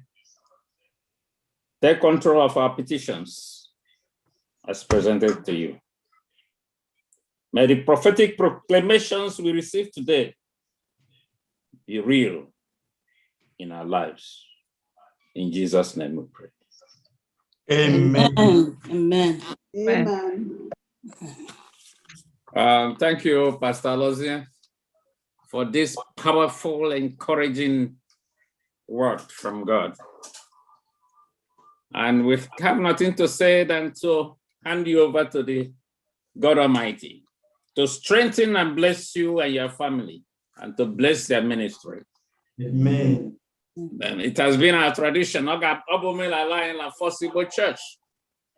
Emaru ndempuru anyo kwe marubulo. Bombo ganya la bote kuku anya mronye bo obezu kwe mala introduce.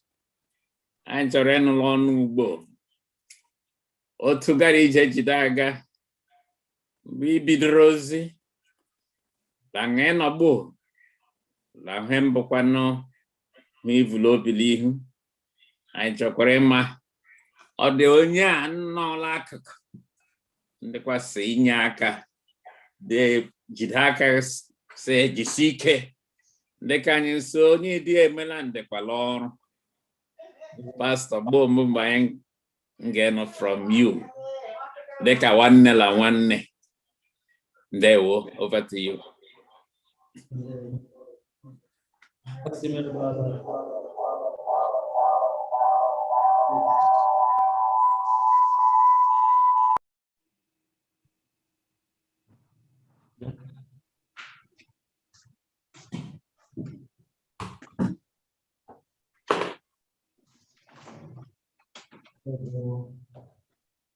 Okay, one.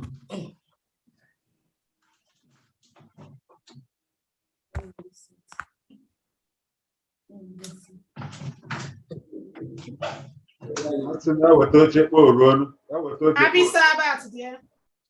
Happy day. Good. Good to see you. Me too.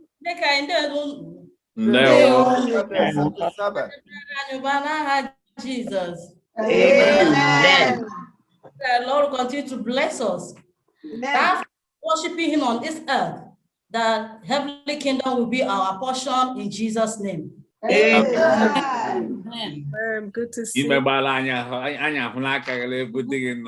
Yes. Yes. Pastor, from you.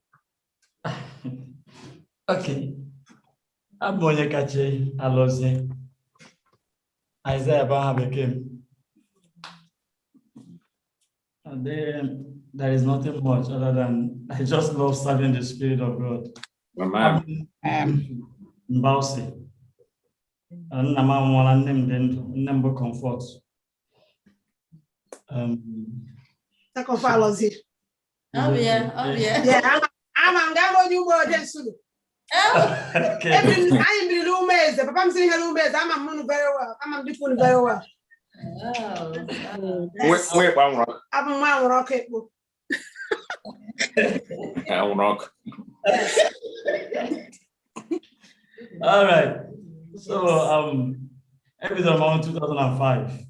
Episode amount mbola district ndike berewe loso samokwa. Ndike berewe no kwangao. Amala mo bem sida to andi. Oje kera mara na mbo ebere. Pastor Ndewo. I've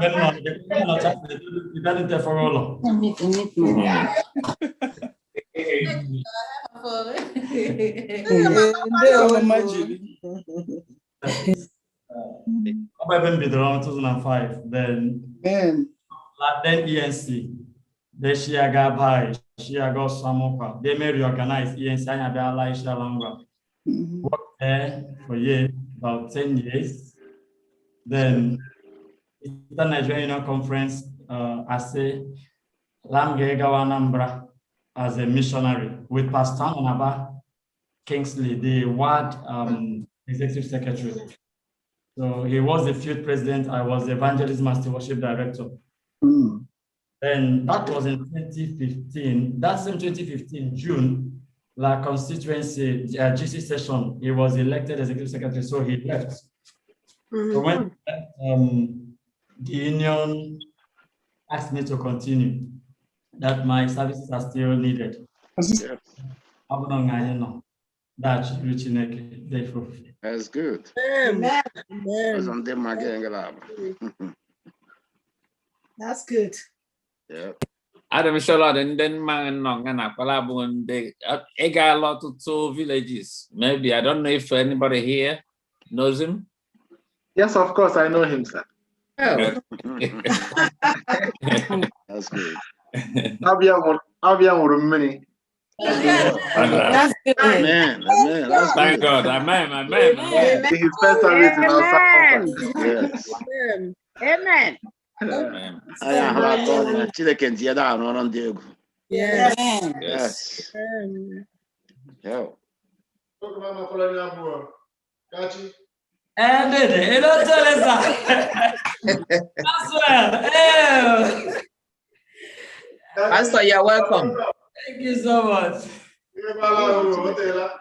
I don't know more like a dia. You see?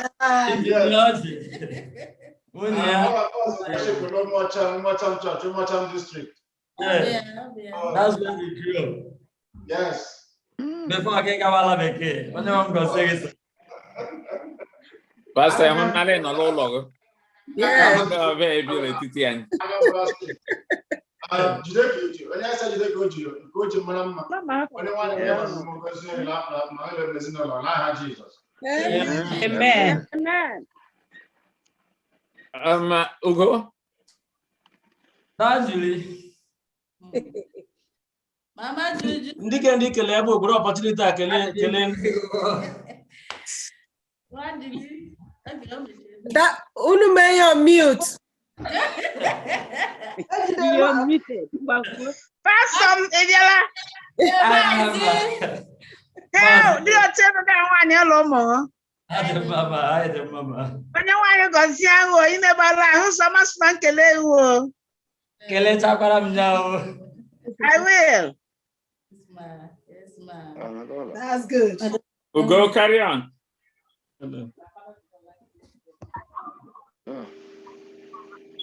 Brother Nelson, go ahead. And greet. Elder Nelson. Explain yourself. That's my number. Hello.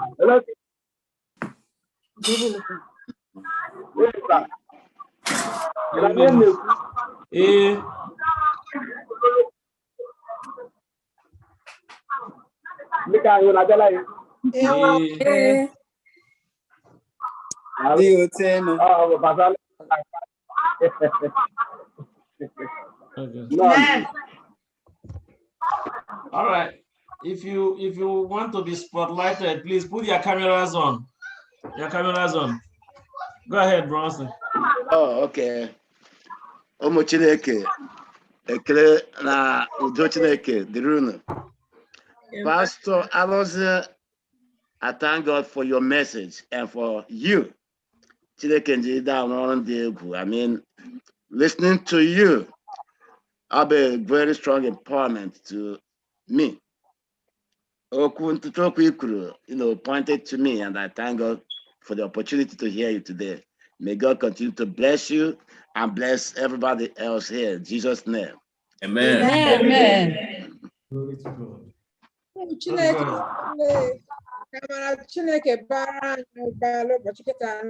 Jesus. Amen. You spoke to my heart, and I have accepted it, and I know that it will be well with me and other people here. And happy Mother's Day to your wife and to all women that are here in Jesus' name. Amen. Amen. Neighbor. We may get some match. I actually know. We're the list today, then.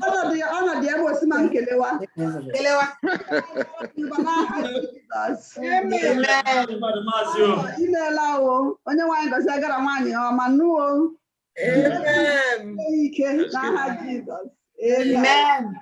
Chika ikwere otu a. Pastor email now. Email gbala ahụ anyị anụfụ akụkọ anyị abịafu ụlọ mgbe nọrọ ọsụsụ But it's a joy to meet you today and the message in the Spirit of God. Amen. Amen. Amen. I just to step out. Okay. It's a major first. Go ahead, Mr. Martin. Canada confirm Kwogi Kweleya Osiala Wanse from Modern Sudan Bila Kumezuku. Kelema Sharam Onula. Yes, I'm not from Sebo, Mam. That's right. I am very well amazing. So I made you go and take the zero log. So you want your ministry in the mighty name of Jesus. Amen. So on the FirstIgbo, happy Mother's Day to everyone. And happy Mother's Day to mothers to be in the mighty name of Jesus. Amen. Amen. Amen. That's the Vicky. Sister Rai, go ahead. Hello, everyone. Hello. Hello. My name is Rachel. I'm Dr. Bennett and Cecilia Wampa. Oh, wow. Yes, I think mommy knows. Yeah. Really? Wow. Yes. Wow. Wow. Happy Sabbath to you. Sabbath. Yes, happy Sabbath. Good to see you. I'm a Ukraine. Oh. You got your one done down. Nice to see you. Jesus. Amen. That way you are landing at church. That way. I get him the chupon raku. Go ahead. Dịka anyị Chineke agọzikwekwala anyị ọdọ n'ihi na nke na-abụ kpahewe anyị laachọ. Thank God, Pastor Alozie and wife, may the Lord spur and make you more glorious in your ministry and meet you at the point of your need. Your tomorrow is now. Receive it in Jesus' name. Amen. Amen. Thank you. Somebody go ahead. Oh, happy Sabbath. Ndeka anyị ka mara Chineke bara anyị ụba n'aha Jizọs. Ya Pastor Alozie, ama m otu m ji akọwasị gị, makwana otu m ji akọwasị okwu Chineke na ndị jigide arụ ọrụ. Ya jidekwa ka o ji ogwe gị jide ka iji. Ka mara Chineke bara gị ụba gara ezinụlọ gị n'aha Jizọs. And that by tomorrow, by this time tomorrow, I will have a wonderful change in my family in the name of our Lord Jesus. Amen.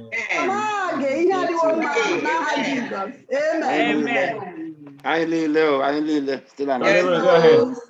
Happy Sabbath, children of God. To be fully with you people to worship today. Open the Bamotaho and the Kele Chineke.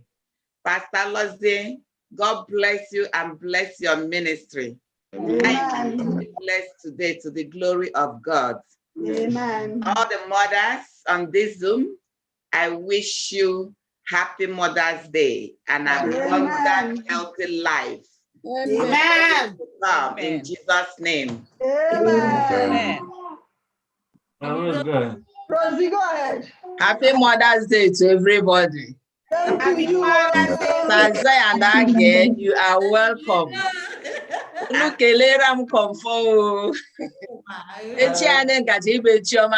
Jesus. Amen.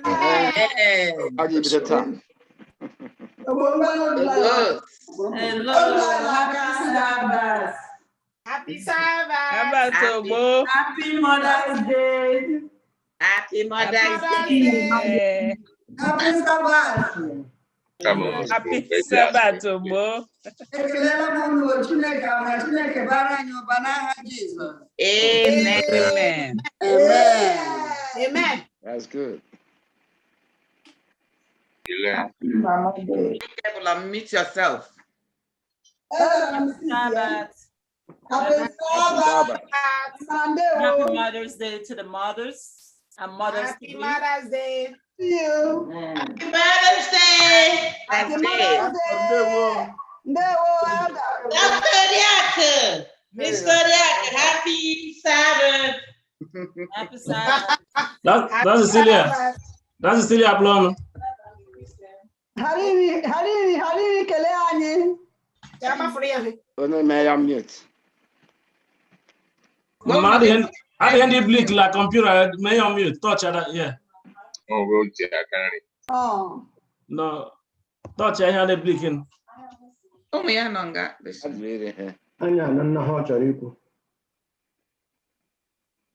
All right. Onyazo. Happy Mama Day. Yeah, happy Sabbath day. Happy Sabbath. Jesus. Amen. Pastor, may Lord bless your ministry. Amen. Amen. Nekanye amara Chineke bara anya lilo banaha Jesus. Amen. Happy Mother's Day. Thank you. Thank you, Savik. Happy Sabbath. What's that for?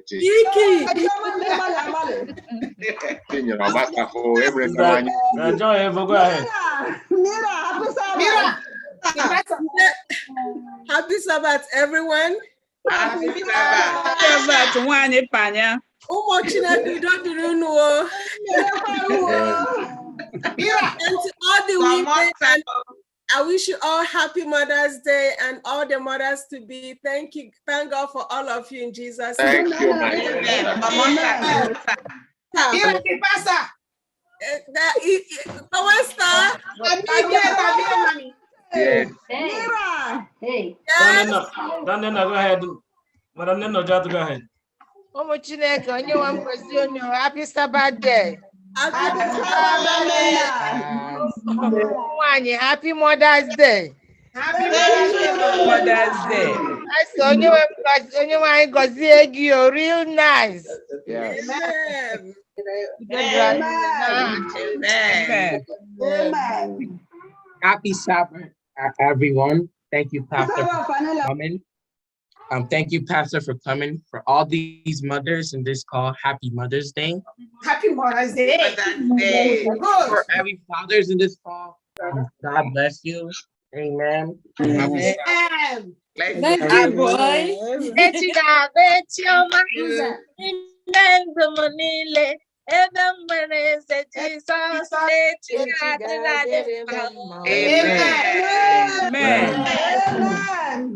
Amen. Amen. Am I missing one? Okay. Don't cry. Okay, go ahead. Happy Sabbath, everyone. Happy Sabbath, Happy Mothers, happy Mother's Day. Okay, good night. Come on. Pastor Lawani. Come to come. Jesus. Amen.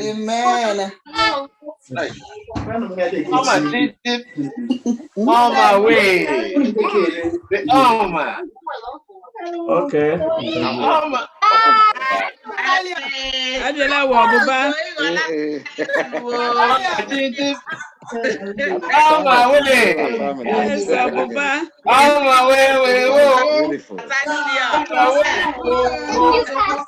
That's beautiful.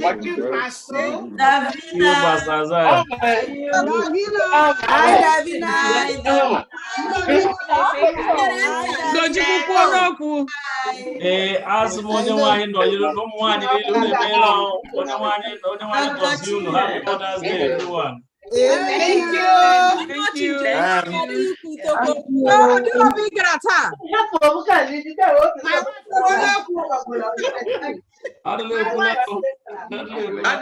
Happy Mother's Day.